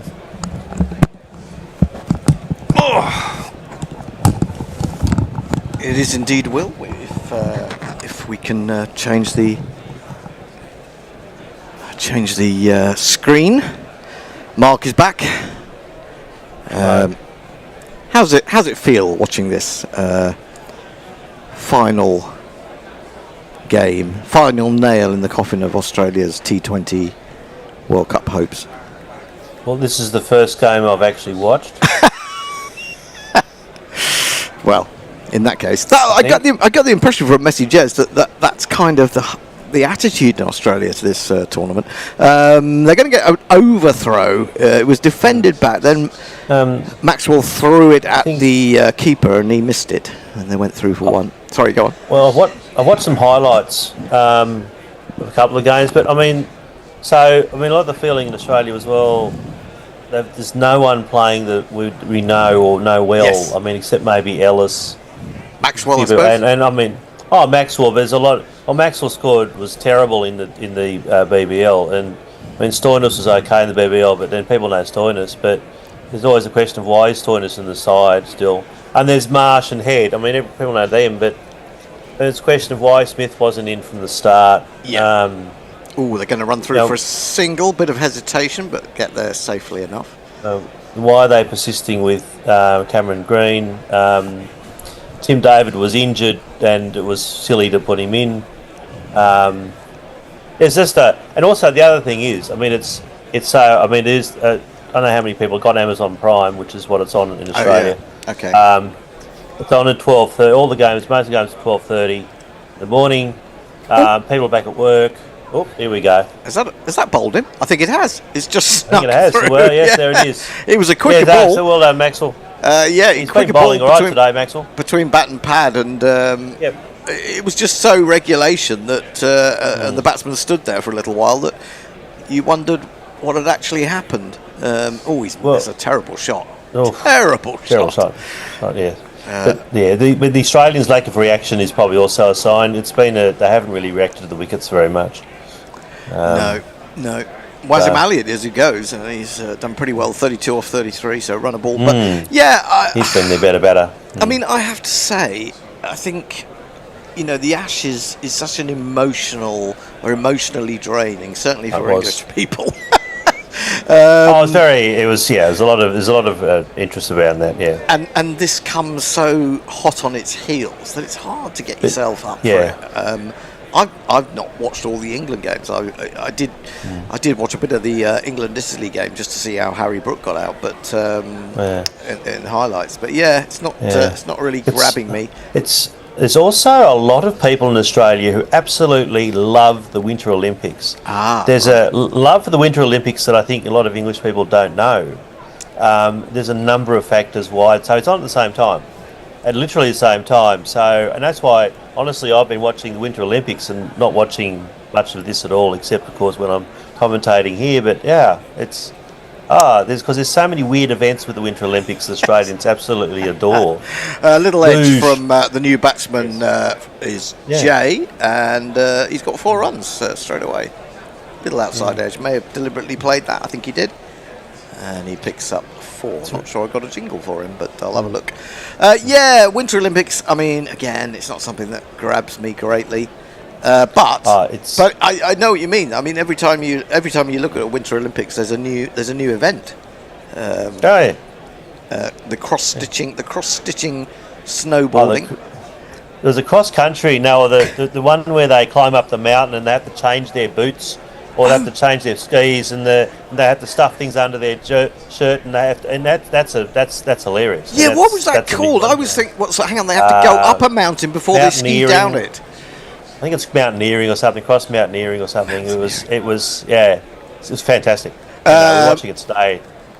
Dot ball in the end to finish the over 104 for 8. Will has joined us. Hello, Will. Hello. How are you doing? How's your plumber? I'm alright. Hasn't turned up yet. Yeah, but that's plumbers for you. I know. The thing is, though, he's a tame plumber, so it's kind of like he's a mate. So I see. He just went, I'll turn up when I've got a minute. So he will definitely turn up, but it's kind of like, I've got some time off. I'll go and fix boiler.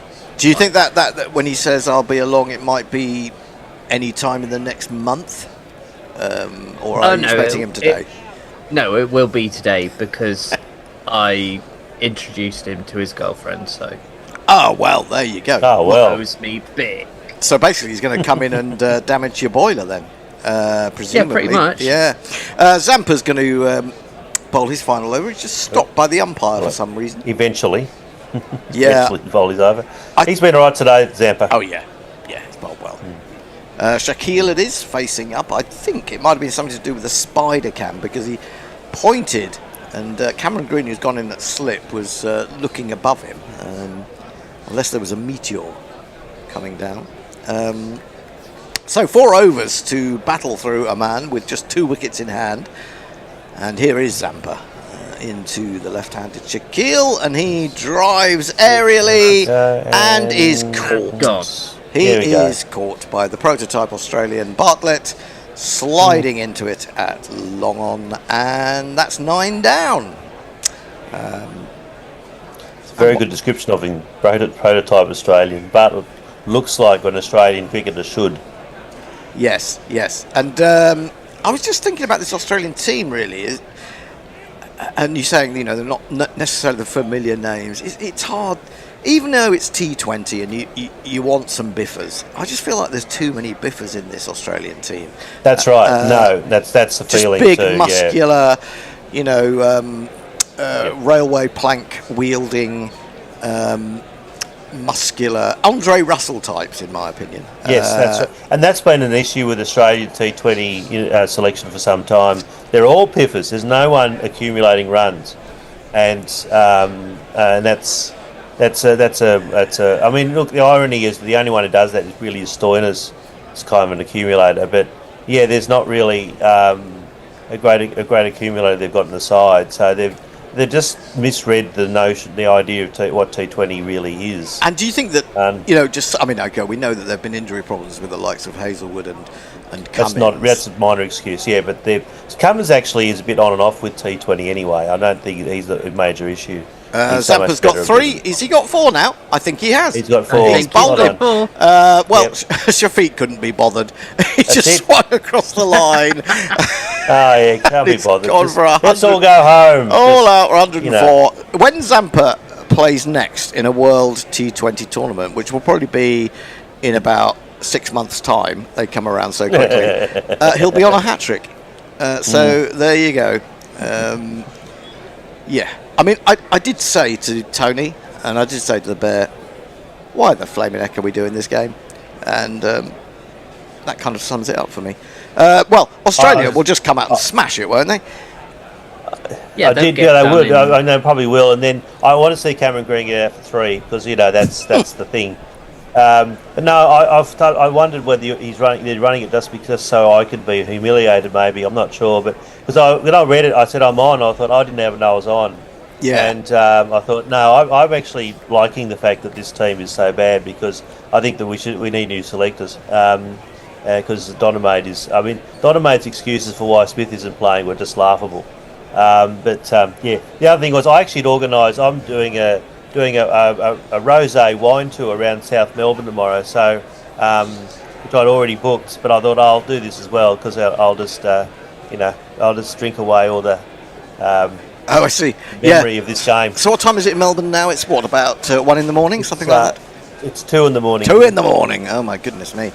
I don't think they will sort of detain you too long, Australia. I think they'll just go out and I think Travis Head and 10 overs. 10 overs max. Maybe they'll open with Max. Who knows? Will, what are your thoughts? I thought I was gonna do reading things. Okay, you can do that. Yep. No, I mean I have thoughts. You have thoughts. They're not that interesting. I think Australia will knock them off in about between 7 to 10. 7 to 10. So we're looking now. It's coming up to 3 o'clock here in the UK. So I'll be more than happy if they can get it done by 4:45. Zampa then 4 for 21, Maxwell 2 for 13, Ellis 1 for 14, Stoinis 1 for 16, Bartlett 2 for 27. He was the only one who completed 4 overs. The only man not to get a wicket, Cameron Green. 2 overs, none for 11. It wasn't terrible. Cricketer. Mark, I kind of go along with you. I feel like that they're trying to destroy Cameron Green. It's almost like we'll just keep playing him till it's clear to everyone that he's never going to make it at this level, and then we can just forget about him. The issue for me, I feel sorry for him. Me too. Really feel sorry for him because He is a potential. He's a really nice guy from everything I've heard, except that he lost some respect with that whole. The guy was chucking the ball at me thing in Pakistan, but I mean that was a bit stupid. But otherwise, no. But I just think just give him a rest. Yeah. Like stop putting everything on the future of Australian cricket thing that they've been saying about him for the last 4 or 5 years. Yeah, it's the kind of thing that's happened a lot in England over the years. Yeah. You know, after Botham, there were so many players like that who were going to be the next Botham, and then the next Flintoff, and then there'll be who's going to be the next Ben Stokes soon. Yeah. And it puts unfair pressure on these guys, doesn't it? I think absolutely. You know, every time he goes out there, he's expected to do something magnificent, and that must weigh on you after a while. And they're getting younger and younger as well now. Yeah, like the way that they're talking about Thomas Root, he's 17. People need he's great at cricket, but he's also a 17-year-old kid. Yeah. Manny Lumsden, amazing cricketer, also a child. You know, it's the same thing happened with Bill Pukowski out here, and then he had that unfortunate issue with getting all the concussions. Yeah. But he could tell that the pressure was weighing on him, and he was like 18, around about 17, 18, 19, when people were talking him up. He was going to be the sort of next great sort of Australian cricketer, wasn't he? I think that's happened with in England with a lot of people. Well, a lot of people, but in the current era, I would say some like Jamie Smith, I think, has been massively overhyped. Okay. I think Bethel is the real deal, but again, he's still been treated quite shoddily, and he's actually shown quite a lot of mental fortitude to have achieved what he has achieved. You know, all this talk about he hasn't scored a first-class century, then he got a first-class century. Well, it's not first class, but not technically first class. He got a century in the one-day international at the end of the last season. But you know, he was taken all the way around England as a sort of spare man for the India series, and then finally given a game down the order at the Oval when the bowling conditions were better than they'd been in the whole series. And then people are saying, you know, he did lose his nerve a little bit on that final evening, and you know, suddenly it was, he's no good. People were sort of getting down on him, but I don't think we realise. I don't think people who don't play, you know, even good level sport can understand what pressure can do to you. No, sure. You know, and it is insane. You know, we talk about the whole thing of going back to the Steve Waugh years of mental disintegration. No one really wants to see that, but in a sense, that's what high level sport can be about. Well, I mean, the one of the most famous examples of that was Damien Martin when he froze in front of the South Africans in Sydney way back when in the 90s. I was there on that last day, and you could tell he'd just frozen, and then the only shot he hit straight to, I think it was a bit off. Yeah. And then they didn't play him again for 3 years, which I mean, really, that's pretty stupid. Because it was all because of that incident. Well, when he came back, he was amazing and had a really good career after that. How is he health wise? Because he bounced back. No, it was like only. It was like very recently. It's a miracle. Yeah. Was it meningitis or something? Yeah, a month or so. Yeah, it was meningitis. He bounced. Speedy recovery. He just, he's fine. Well, that's good to know. That's really good to know. It was quite remarkable. The doctors and all that sort of thing. So, good luck to him. I mean, it was good. It was good news. Absolutely. Oh my goodness me, Matthew Hayden's hair. Oh my goodness. Just Matthew Hayden. Put the hat back on. Christ. Put the hat back on. He's got an echidna on his head. That is the worst rug I think I've ever seen. Yeah. That is. Why? My goodness. Why? Because he's a very, very fragile ego. That's I guess Matthew that's right. Hayden. That's correct. I guess. That's right. My goodness. Yes. Yes. Will, do you want to read us some tweets if we've got any? Yes. Right. Okay. There's some talk about how is it not illegal to not play Pakistani players in any of the IPL-owned franchises. You mean in the 100? Like, yeah, but they do that worldwide as well now. So it's basically the point that Pakistani players are only going to be able to play in Pakistan soon. Well, exactly. And in fact, there's a story on the BBC website I just saw about half an hour ago saying that 69 Pakistan players have put themselves forward for the 100 auction. Now, I think it's 4 teams that are owned by IPL franchises. Is that right? Someone will correct me if I'm wrong. I think it's 4. Yeah, So how many teams are there in the 100? I've forgotten now. Is it 6? 8. 69. Well, how many overseas players are allowed in any one team? It's again, maybe it's similar to the IPL or the BBL or whatever it is, but I don't know the answer to that. You're allowed 2 in a lineup, like so in an 11. I think only 2 overseas players.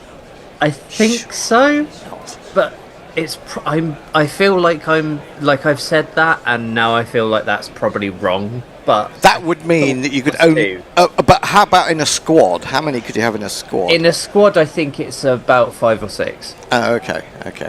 That's a lot of players potentially doing very little, isn't it, for their money? Yeah. If that's right. Yeah. I mean, I do think.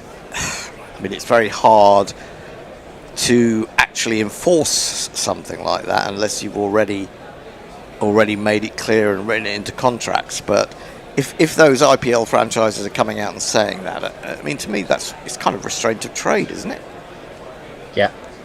I would have thought. I don't know exactly those laws, but if anyone has any sort of employment law experience and can pick up on that, that'd be interesting to know. Well, they've definitely opened themselves up to it because they've made statements about the 100 here. Right. So there's that thing of... So it's not like how...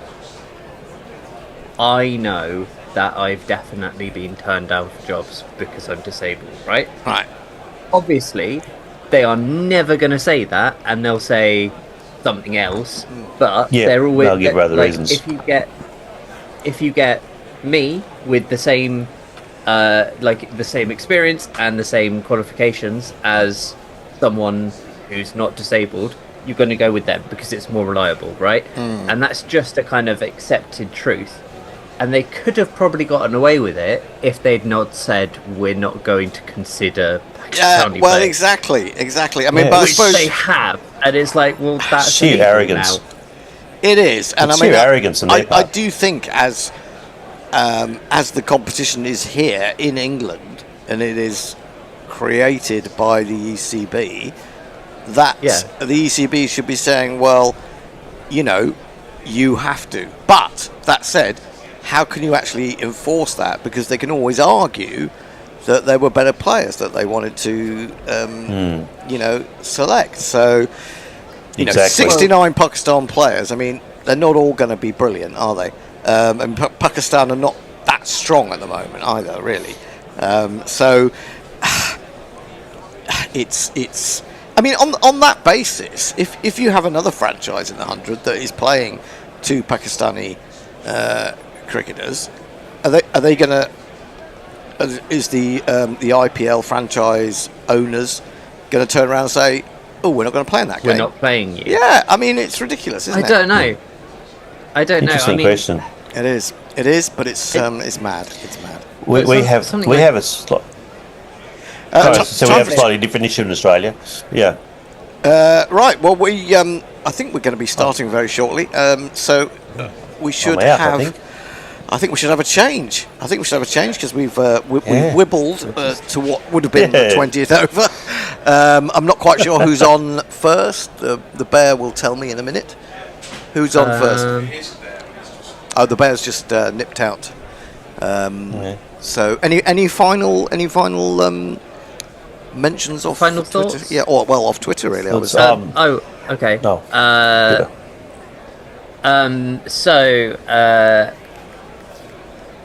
there is some talk about how the amount of kids that are doing getting massively overhyped just generally in sport is mad. Yep. Particularly with the Winter Olympics, I was watching that actually. Like the snowboarders are all like 12-year-old kids. It's like the BMX bikers, isn't it? Yeah, exactly. And the skateboarding in the Summer Olympics. Oh, also somebody's asking what my disability is. I've got cerebral palsy and trichocephalus, and I'm blind in my left eye, and loads of other stuff as well. Well, you support Somerset. More complicated.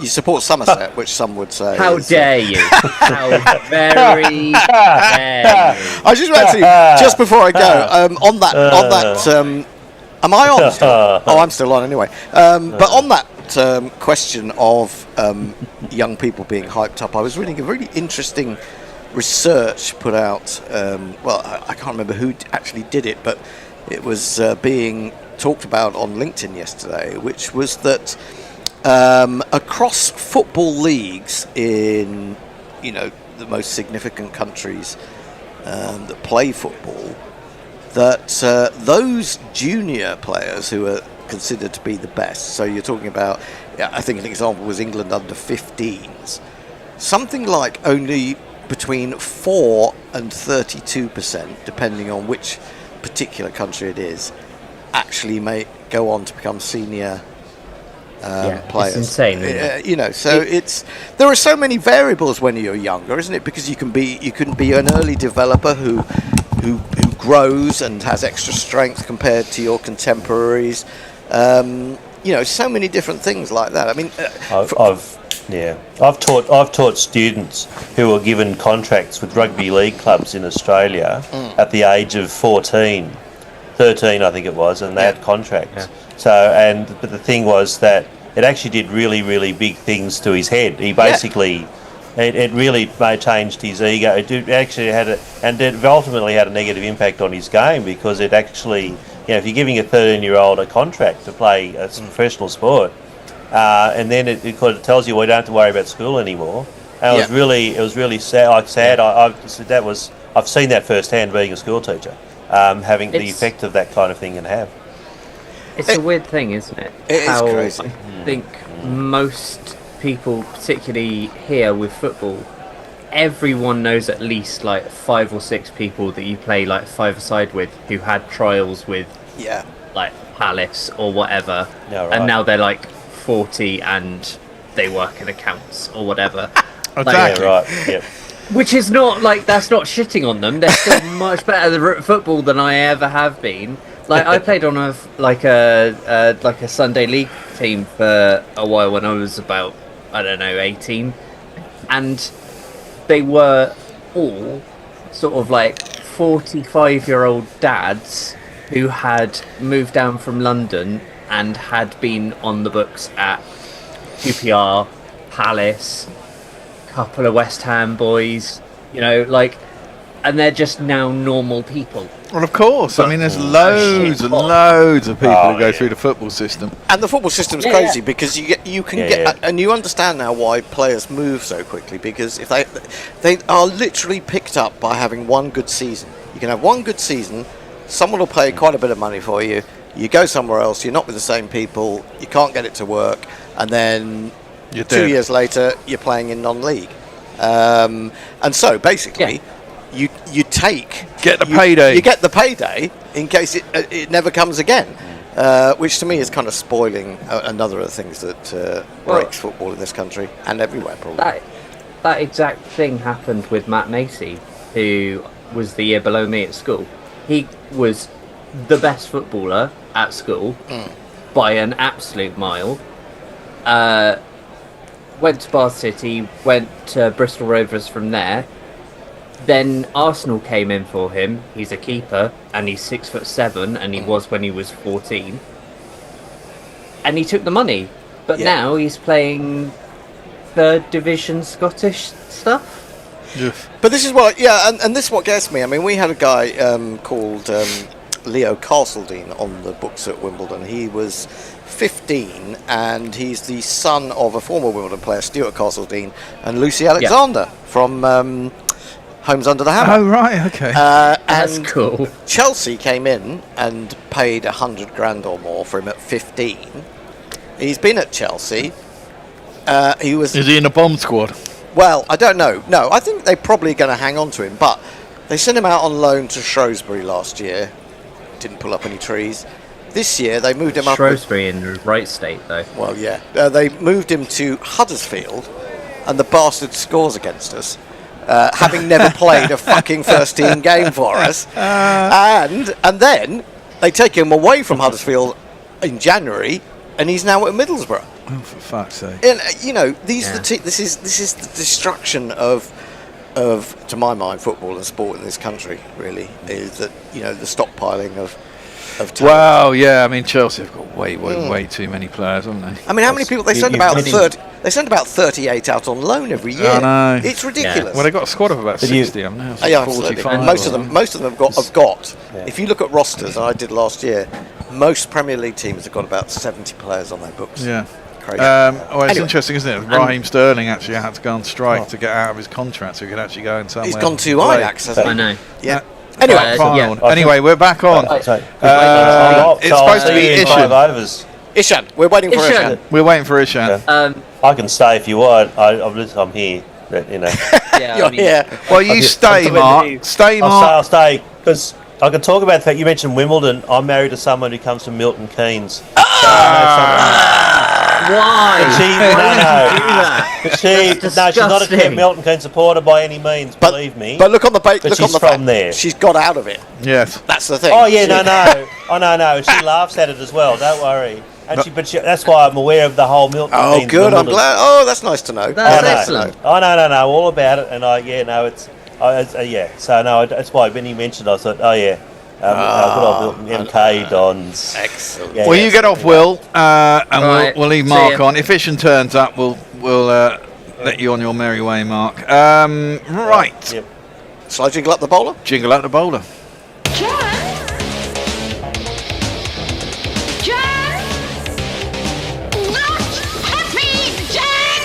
Yeah, it is fucking Jan. Was that what that jingle said? I don't know. Jan, yeah. Yeah. He's got a bowl too. We'll give you a jingle after this. You can guess what the openers are for Australia. Clipped it into the leg side. The pair of them got 108 or 104 in 8 overs the other day against Sri Lanka side. So we're kind of hoping they do the same thing here, and this game is over very quickly. What a game that was. Yeah, it was a crazy game. Why are the selectors always picking me? Ishan has turned up. Why are the selectors always picking me? Your batting at 6 is a tragedy. Why are the selectors always picking me? James Booker finds it's a bad comedy. Why are the selectors always picking me? You paid the selectors a truckload of money. Oh, I think that was a no ball. I think it was. Was it a no ball? Oh, it doesn't seem to have been given. Not paying it. They're not saying free hit. Driven by Marsh through the covers. Sorry, it's Bears doing the ball by. Yeah, it is, but I was just letting Ishan in. You can head off to bed now, Mark, unless you want to watch the end of this. Ishan has turned up. I thought you were talking about me.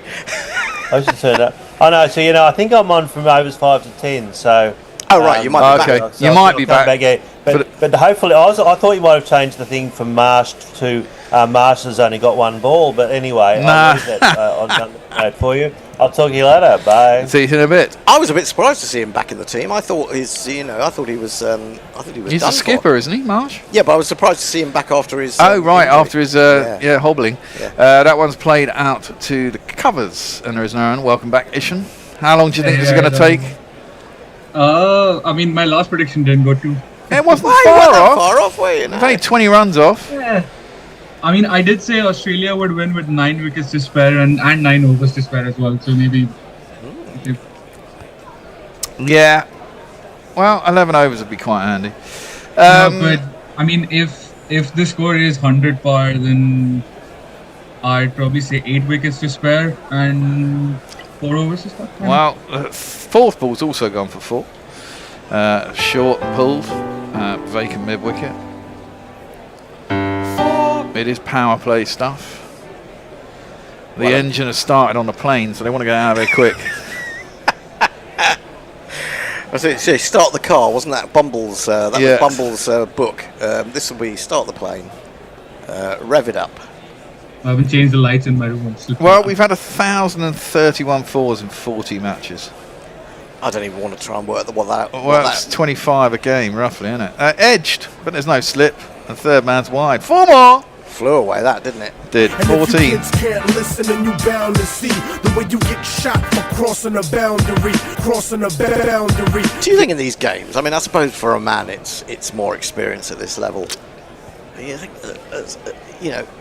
if they don't really fancy it, they could just shake hands before and say, Well, it's completely dead rubber, isn't it?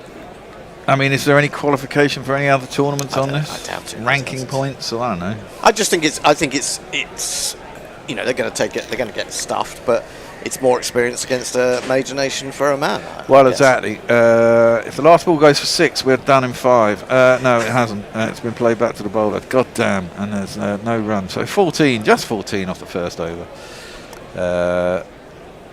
Over to you, Ishan. What are people saying there's out a there? lot of conversations going on that I have no idea where to start. So let's see.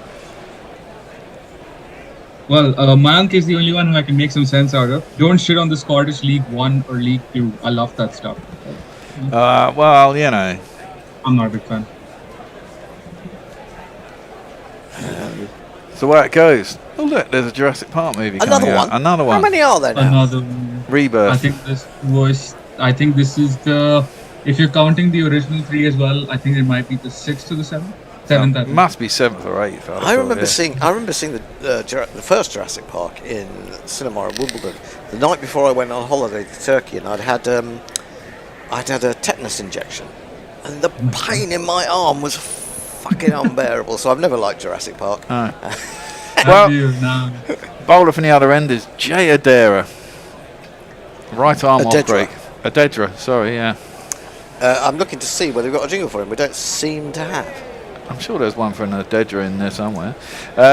You could always search for him, I'm pretty certain. Oh, here we go. Yep, there you go. Played into the leg side for a single. I'd like to talk to you today about the dangers of ashish. It says Have you spoken to your children about the harm caused by ashish? Well, presuming that he's that Jay must be his sort of nickname then, unless there are 2 Adedras. And I say my knowledge of Omani cricket doesn't go that. It doesn't go that far, no. So. I mean, that name sounds Indian. Ah, yes. Well, that's very likely then, isn't it? Yeah, very likely. Yeah. He doesn't look very Arabic, it has to be said. We should expect from Oman, wouldn't you, really? That's powered out through the covers. Doesn't beat the fielder, though. And they'll only get 1. This is boring. Speed up, Australia. Come on, get on with it. Get on with it, for fuck's sake. Ultra edge, what are we looking at here? Ooh, was that pad first? Might have been a shout. Might have been worth a shout. He's come down. He's taken a step down, but would have been out. It would have been out. Should have appealed it. Glad he didn't. Well, yeah. Head plays that up to long off, beats the bowler.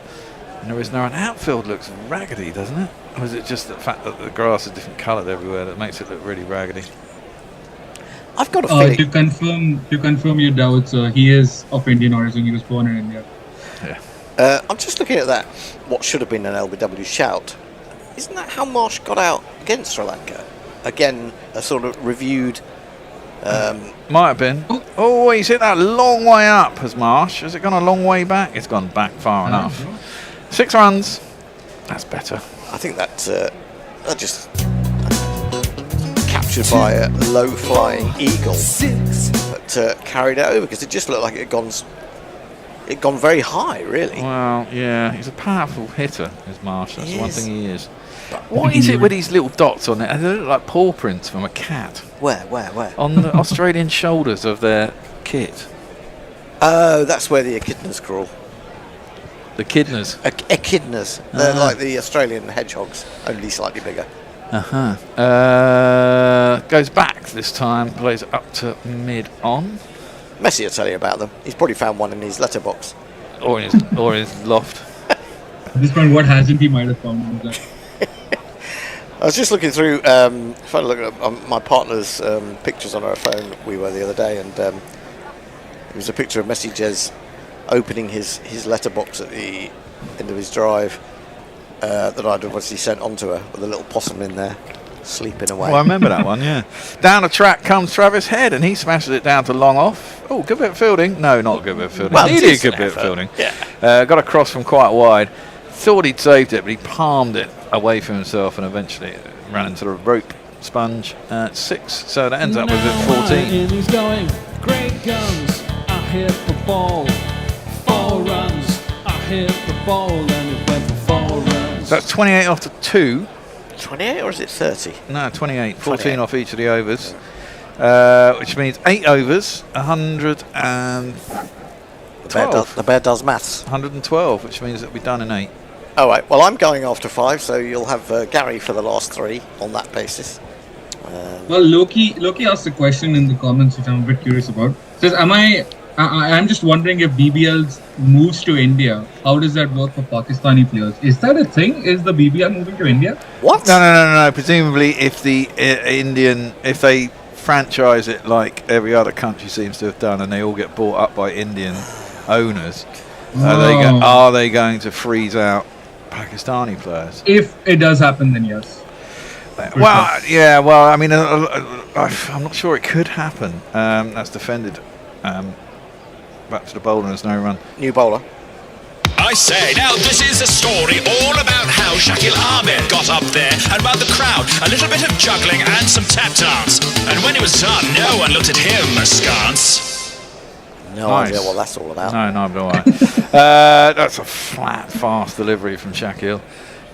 Played out to cover, and there is no run. The problem is in places like England, I don't know how it is in South Africa, but certainly in England and Australia, I imagine you've got employment law, and that wouldn't be allowed. Well, that's what I was saying about England. Yeah, surely. I imagine there would be some underhand tactics to try and imply that way. That's hit out. Oh, can't beat the man at cover. 3-dot balls, my God. That's no good for the game. It's too flat, he can't get underneath it. It is very flat. He's quite small, isn't he, Shakil? Yeah. 4th ball of the over, around the wicket. It only takes about 2 steps to run up. Oh, that's down leg side. He appeals. Come on, man. It's about 3 stumps outside leg stump. Yeah, but he is thinking we should have had him out LBW in the previous over. Well, he may have done. Okay, so I did some research, and the BBL isn't permanently moving there, but then Cricket Australia is actively exploring to have at least 1 game per season in India, and it might start as early as this year. The first game being played in Chennai. So it's just a thing of whether they'll allow Pakistani players to come through if that's the case. Well, they may just leave those ones at home for a game, What is the point of That's like the NFL playing in England, isn't I it? know, but I don't understand it. I never understand. Pure viewership. Indians would be watching cricket no matter where it is. Like, even if India isn't playing, like, sometimes I feel like there's a lot of people who are really passionate about the sport, apart from just watching India play. So oh yeah, I mean, I think that's true. Yeah. And I think they'd go and watch if there was some big players. They will, big players. but, you know. That last ball, by the way, was driven up to mid-off for a single. Shakir's going to come on. Last ball of the over. Travis Head just plays that up towards mid-off. They'll get a single. I need 2 off that one, so 30 for none after 3. Boring Aussies. Yeah. That's half decent over, wasn't it? No good. That's going to now take it 12 overs to get there. Fucking hell. yeah, even my uncle is kind of doubling down on that, saying after the first round of matches are done, they go back to Australia. So the first round of the entire tournament will take place in India, allegedly. But what, I mean, you know, what advantage is that to Australia and their tournament, really? Presumably money from the TV deal, surely. Well, presumably the BBL is shown in India anyway, isn't it? Yeah, but then they might be able to sell their rights for the rest of the tournament. But if they can get people in India more interested because they can see games out there, maybe it makes the rights more expensive. Ticket money as well, right, from sales and the stadiums and whatnot. That's going to sell out a lot, for sure. Bigger stadiums, mind you. But you lose the sense of what is cricket in any one country, don't you? Well, that'd be interesting. Why don't the IPL send...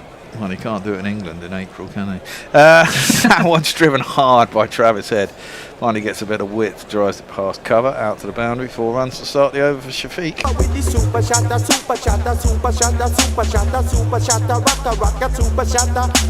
Yeah, it's interesting, isn't it? I mean, I suppose the IPL can't take any of its games anywhere because. And honestly, it's not really right for the BCCI to do that either, because the amount of money they get from the IPL is like impossible for them to really think. Yeah, but it might be worth them doing it with the odd game. Maybe not a whole round, but you know, 2 of the bigger teams going and playing somewhere.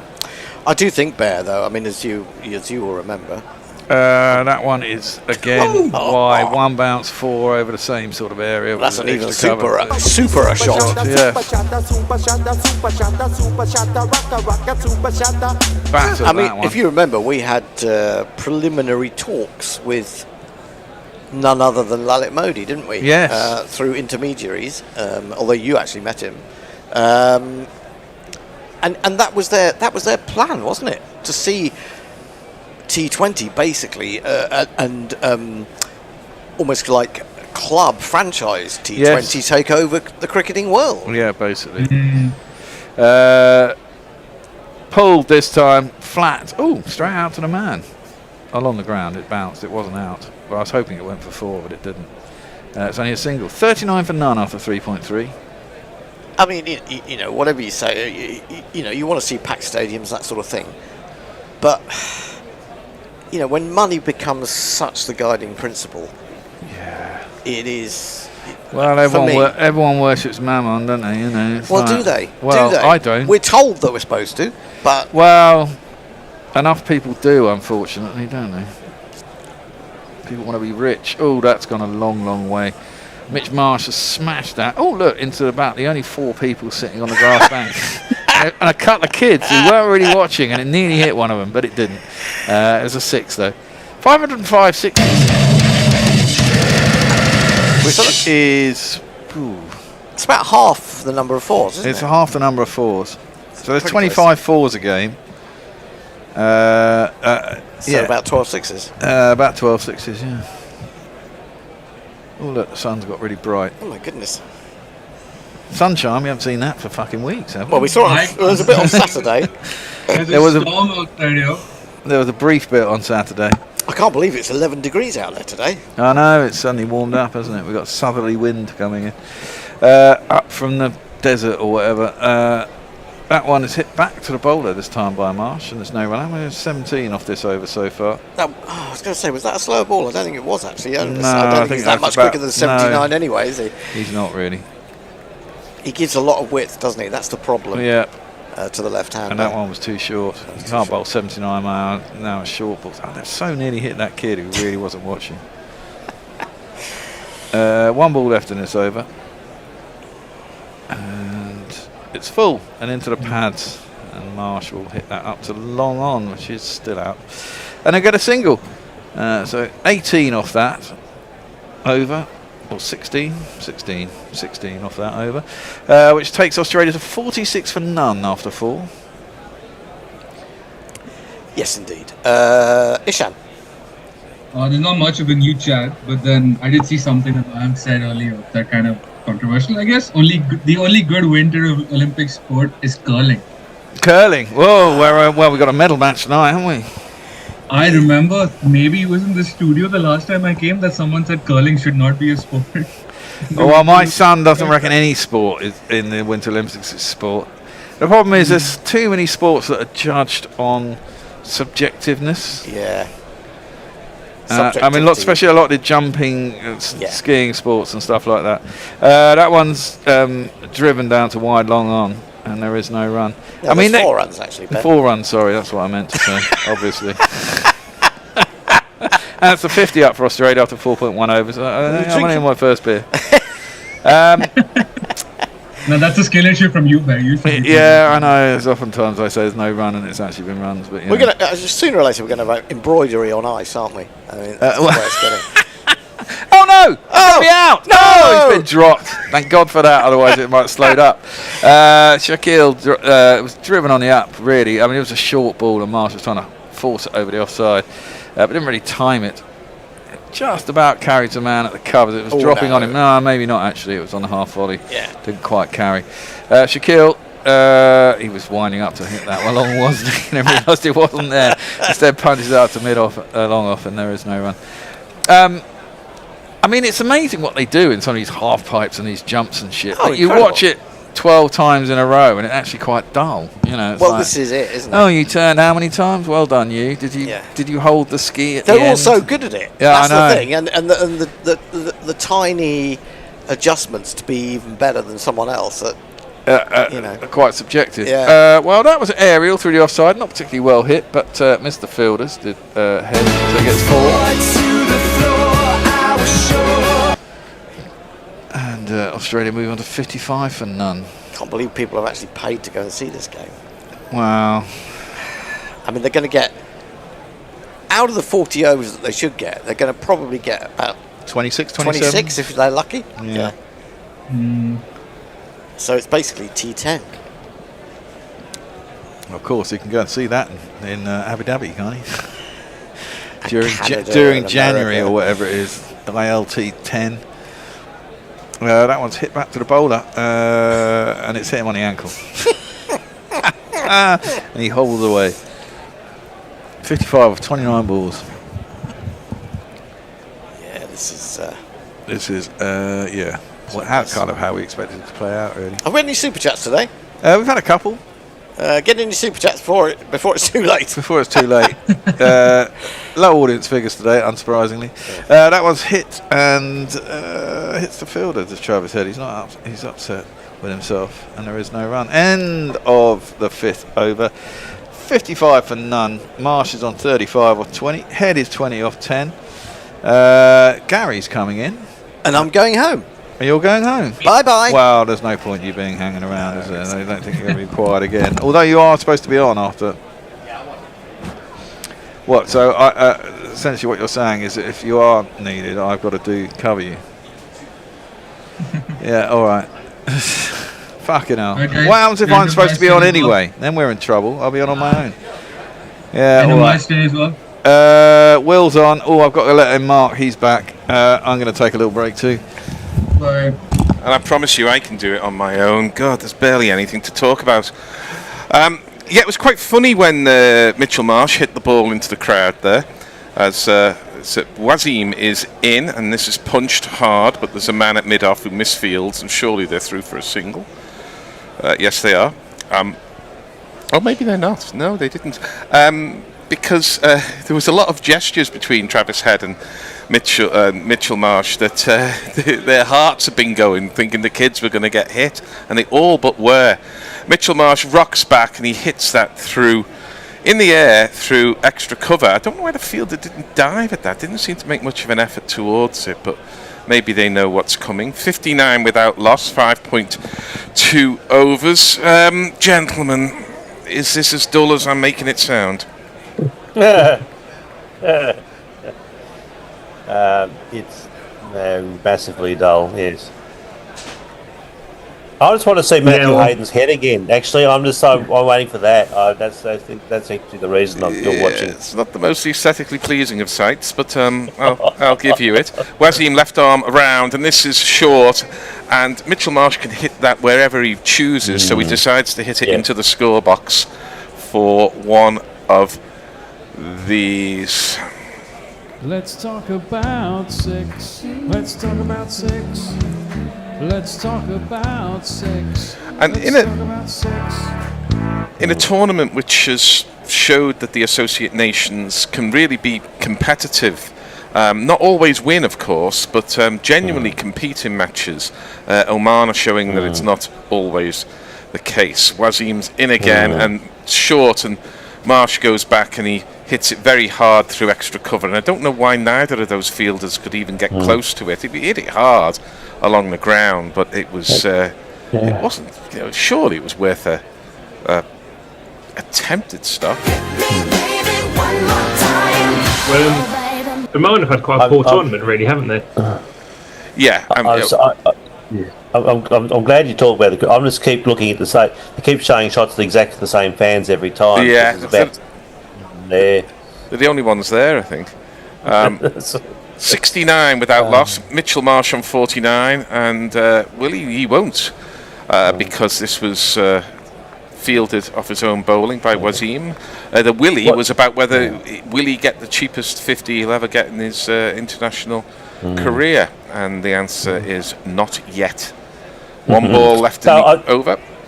You're talking about Associate Nations. Ireland's been very disappointing. That's been the biggest disappointment for me. Yeah, this is hit hard and high and handsomely over mid-off, all the way to long-off for one of these, and that is 1 and 2 and 3 and 4.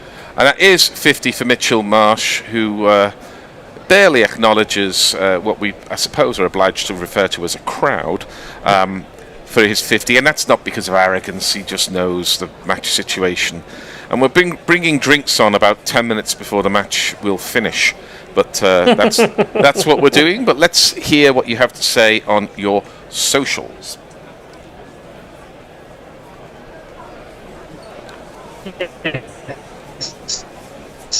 Lol, Oz sucked. I mean, they're not today, but we get the point. Extra Fluffo has asked if Hendel's allowed to take the pillows. I believe they're his, so we'll go with yes. And then Baby Shaker 8932. What's up with the scoreboard geezers? We're still, I think, mentioned earlier that there's been some technical difficulties. I think wherever, I think it's ESPN. We'll take it from.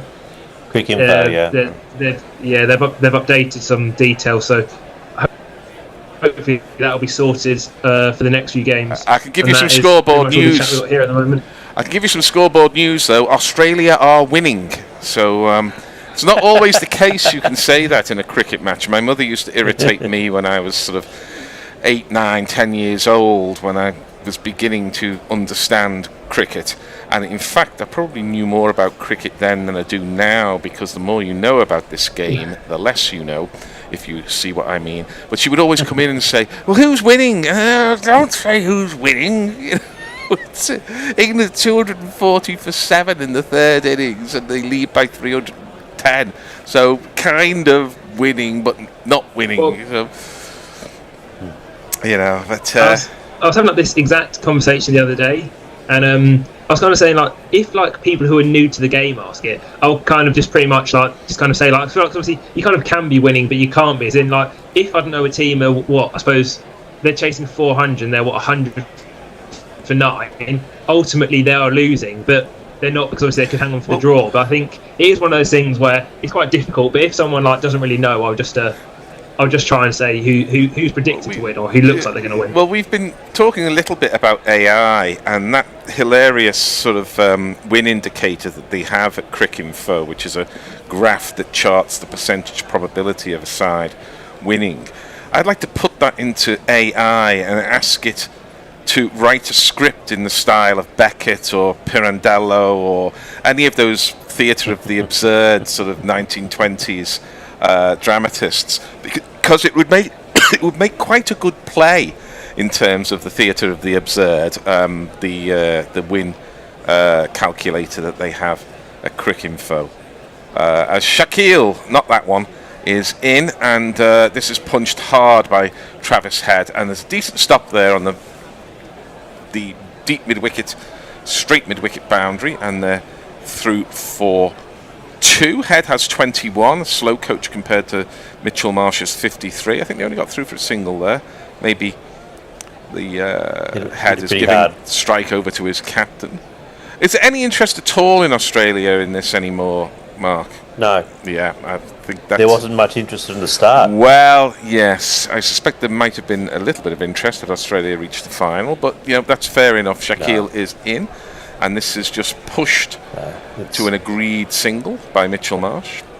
I think Australian audiences are generally more interested in, if they're talking about T20, they're interested in the local league, in the BBL. Yeah.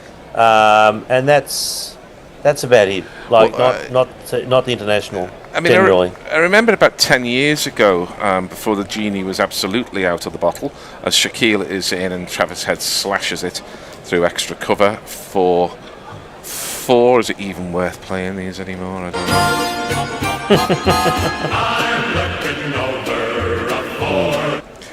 know.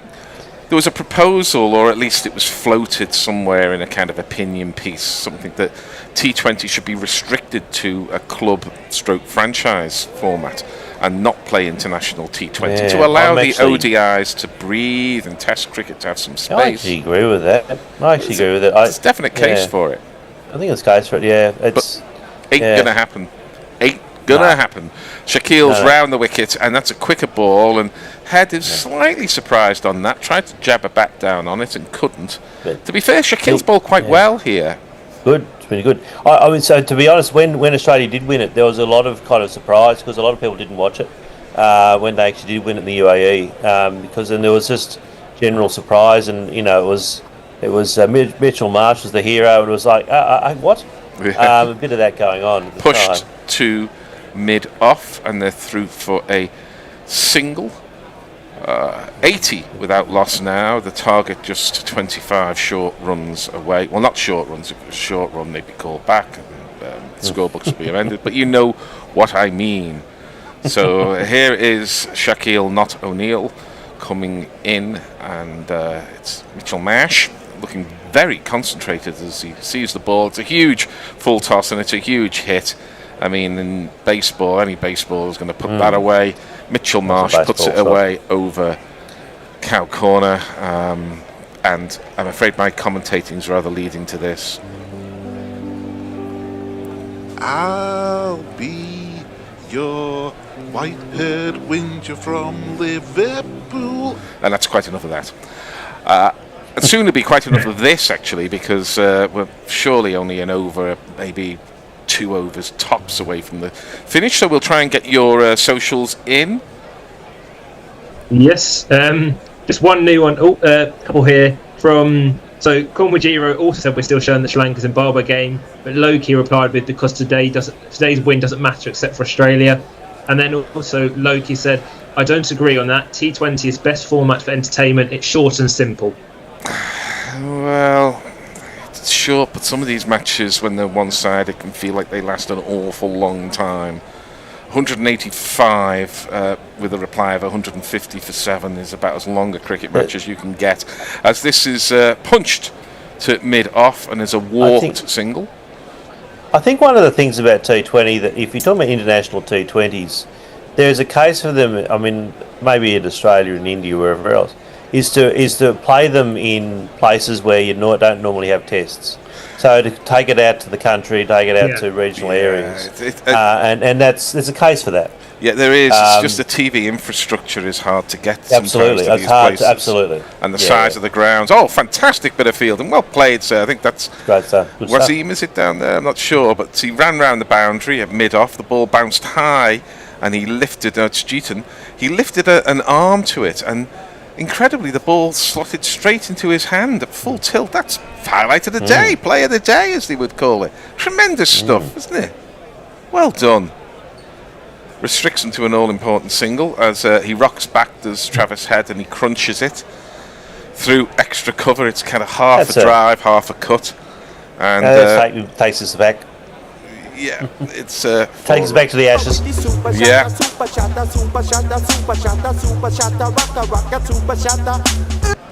And the psychological damage inflicted by Travis Head in that extraordinary century he hit, which was worth an innings which was worth about 3 or 4 times as many runs as it actually got against his name, which I think he got 123. I'm not sure. Jay is in, not Jay Grover.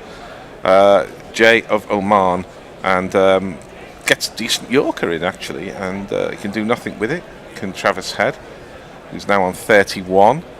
It says Mitchell Marsh milestone achieved, 6,000 runs in T20. I'm sure he'll be celebrating that with a gigantic bottle of champagne tonight.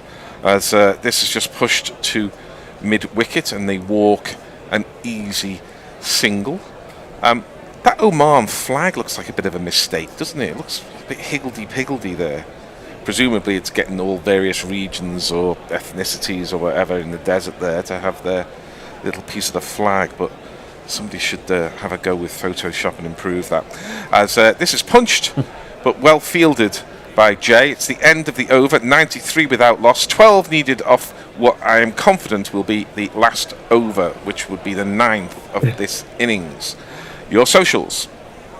Yes, so when Loki said short and simple about T20s, Extra Fluffer says short and simple, sounds like an English test opener or opening pair. Then Greystoke says, T20 in Oz is something your kids drag you to, not the other way around. Yes. Yep, spot Eric on. J, they really should wear bowler hats, those two. And then Invisible Bob 100, I would love to see Jay play international cricket. Well, what I always say when I used to go with my kids to T20, and we did do quite a bit of it, I used to like T20 when it was happening, but if it wasn't happening, there was nothing to talk about or think about. This is high, There's and a go. dropped. No, caught. Shaquille caught it. The wicketkeeper didn't catch it, but Shaquille catches it, and he celebrates like it's Ronaldo winning the World Cup. That's wow. I want to see a replay of that. Yeah, it was a long chase. The wicketkeeper was going along with Shaquille, but nobody was quite sure what happened. So this is an inappropriate jingle because the crowd weren't sure. I mean, it went miles up, miles and miles. Mark, tell us what happens. So he hits the ball in the air, Travis Head style, and then they're both running for the ball, and they're both confused. They look very confused. They're looking for the ball, and they're not sure who's going to catch it. And then the wicketkeeper drops it, and then Shaquille takes it, and then he looks like Iron Man. There you go. He kind of. The wicketkeeper got in the way. Shaquille's hands got to the ball. It bounced out, so it hit him on the collarbone, which meant the ball just popped in the air again. And he then caught it and hit the keeper. And did the full Imran Tahir, didn't he? He did the full Imran Tahir there. Yeah. So I was looking at it on the Zoom. It was a bit interrupted. So that's fair enough. I'm currently seeing it on the Prime on my television, and. Okay. So it came off his glove, and then it bounced off Shaquille's collarbone, and then he caught it. So there you go. So that's how it looks like. Yeah. Pound probably was the keeper's catch. Oh, it was, but he dropped it. Yeah, you got to leave it for the keeper in those circumstances, and he might have got it had he not been being put off. So on a hiding to nothing, as often seems the case for it's this man. Watches, he wows the crowd. Marvel at the skills he sets out. Whose first ball is punched conventionally to long on and through for a single. I mean, it's a bit of a hide into nothing. He walks off with sort of 7 not out to his name, or he gets out there. So Australians still finding ways to torment Englishmen. In this case, putting Josh Inglis in the Mitchell Marsh on strike. That's a full ball, and it's punched hard to the man sweeping on the cover boundary, and they walk a single 96 for 1. Disappointed they didn't put Cameron Green out there so he could get out for 3. Yeah, I mean, just to please me. I mean, it does seem amazing because the Australian selectors are not, famed for their sentimentality. But he almost seems a sentimental pig these days. They can be. No, they can be. Can they? Oh, well, yes, Steve Waugh got his send-off tour, didn't he? That's punched down the ground for a single. There's been other players they've hung on to for too long. Yeah, I mean, look, Mitchell Marsh for a while. Sean Marsh, another one they hung on to for too long. I don't think Mitchell Marsh has been hung on too long because he can win matches on his own, and that's a valuable commodity. No, when he was in the Test series originally. This is punched back in the mid-off through for a single. Well, whenever he played against England, he seemed to score a century. When he came back, that was the second Mitchell Marsh phase. But the first one, they hung on to for too long. Which is why the jingle says that. So it's a Mitchell Marsh jingle. Inglis harkens back. Cuts hard past point. And there's a decent stop there on the boundary. Good work. And only a single is taken. So it was not the last over. There are still 7 more runs to be scored off the 10th over. And if we have any of your thoughts, and indeed get any of your thoughts in before we finish this, because I don't think we're going to be hanging around for too long once the winning runs are scored. Then, so Greystoke says, this could be Jay Grover. Have you seen the two of them in the same room? Tim Morton-Davis, Jay probably is Bradman-esque. Extra Fluffo, Jay would be a Fred Truman hybrid. Then, some talk about E's here. Extra Fluffo, Jay would know. And then Eric J, like E.W. Gloria Swanton. And then Tim Morton-Davis just now, Only 3 Football League teams end in the letter M. Tell us by tomorrow. Well, Fulham's Premier League. Fulham's a good shout straight away. Forest Nottingham. No, that's not going to work, is it? Here is Jeaton, who is in. Left arm, medium pace. It's a scurry to the wicket, and then the ball seems to travel slower than the actual bowler as he releases it, and it goes to the point boundary. Tottenham. One of these. There's not one boy for me, I must have 2 or 3, I need 4. So yeah, just 3 runs required, or 2 for the super over. Yes, shooting fish in a barrel here. As this is down the leg side, and it's just eased to the man coming in from the boundary. I was going to say it was a slower ball, but the first ball was so slow it may not have been a slower ball. It might have been an even slower ball. Look, I know these are associate nations, and I know I'm bagging them here, and I was often a bit anti-associate nations playing Test cricket or playing longer form cricket because they just don't have the infrastructure for those players to be able to deliver over 4 days or 5 days. But I'm all for giving them a go in the T20, and they have discharged their responsibilities well in this tournament. But Oman are, it's a case of Oman, you're getting hammered. As this ball was punched to mid-off by Mitchell Marsh, who has 64 of the cheapest runs he'll ever score, and he'll hand it over to his Englishman partner, Josh Inglis, to score, I'm sure, the winning run. Glenn Maxwell. Yeah, Maxwell looks excited, doesn't he? Yeah, he does. Thrilled. He looks thrilled. Is it his last game? Is that where the camera was picking him out? Last game ever for Australia?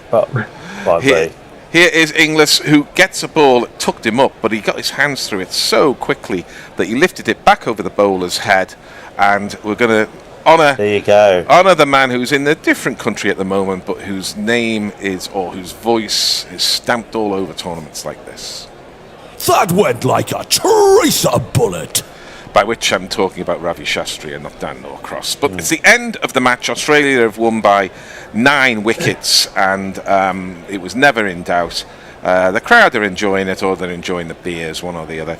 And so, Mark, a few closing remarks from you, then we'll go to our socials, and then we'll go out into the weak sunshine of South London. So, yes, Australia basically getting what possibly they deserved is they went to Sri Lanka and India, or Sri Lanka without a really decent plan for Sri Lankan wickets, and got found out by people who had done their research and had done their kind of due diligence on how to play on those wickets, so I mean that's and not taking accumulators and only having smashers because they're into cheap runs. There's a whole lot of BBL players they could have taken instead of selecting people who are either injured like David or in a slump like Green. And the fact that they dropped Renshaw in the last match shows you that they've completely lost the plot, and we just need maybe different T20 selectors who actually have a relationship with the the IPL or something like that, because this is basically, this whole tournament has been a case of not knowing what is actually needed for each T20 tournament, and not having a flexibility of being able to look at things like the BBL and go, well, these people are in form, let's select these guys, instead of hanging on to people like Stoinis and Maxwell and Green and so forth who are out of form or had their day or whatever. And then that's the result, and this is the result, and that's why a lot of Australians go, well, we knew this was going to happen because the selectors didn't have the right philosophy, and there wasn't the right philosophy in the game. So it's a shame, because Marsh was pretty good, Head was pretty good, and I thought Ellis was pretty good, but Ellis is pretty good. I mean, he's one player who's come in and is looking pretty good, but. That's pretty much my final feelings about. I mean, this game obviously was a pretty much almost a walkover, but you expected that. But yeah, it's just Australia, will they learn from this? I highly doubt it. There's especially when it comes to T20. Every so often Australian selection committees just get stuck in their ways and they don't realise there needs to be renewal. And some of the stupid comments from Tony Dotter made about Stephen Smith just confirmed that he should not be in that position. But that's for more informed people than me to comment on. But yeah, so anyway, that's my last feelings about this game. Well, that's something of a damning indictment, and also decent pitch to be chief selector for T20 for Australia. So I was going to say, let's hope they take your recommendations, but I rather hope they don't as an Englishman. So thanks for that. We'll close on your comments. Yes. So Mayank, good to see you all. I'm off to get some breakfast. See you next time for the Super 8s. Eric J. Zim won by 6 wickets. Extra Fluffo, Oman, take a look at my life. Extra Fluff also, I'm a mile like you are. And then just to finish on, Greystoke, very good for net run rate. Oh, I forgot. And Tim Wilton-Davis, Australia to win the World Cup. Right, well, I'm going to play you out with our theme tune, if I can find the right one. I think it's that one. And I'm missing some of the Super 8s. I'm up in Glasgow for the rain. No, sorry, I'm up in Glasgow for the film festival. So I'm going to miss some of the Super 8s. But I hope to be back for the exciting denouement as England will fall 20 runs short in the final to India, of course. So thanks very much for listening. You get a special Blue Peter badge for listening to Guerrilla Cricket in a match like this. And if you don't want the Blue Peter badge, then you can become a Patreon and get a Guerrilla Cricket mug. Thanks very much. See you soon. Bye-bye. Bye-bye. Bye.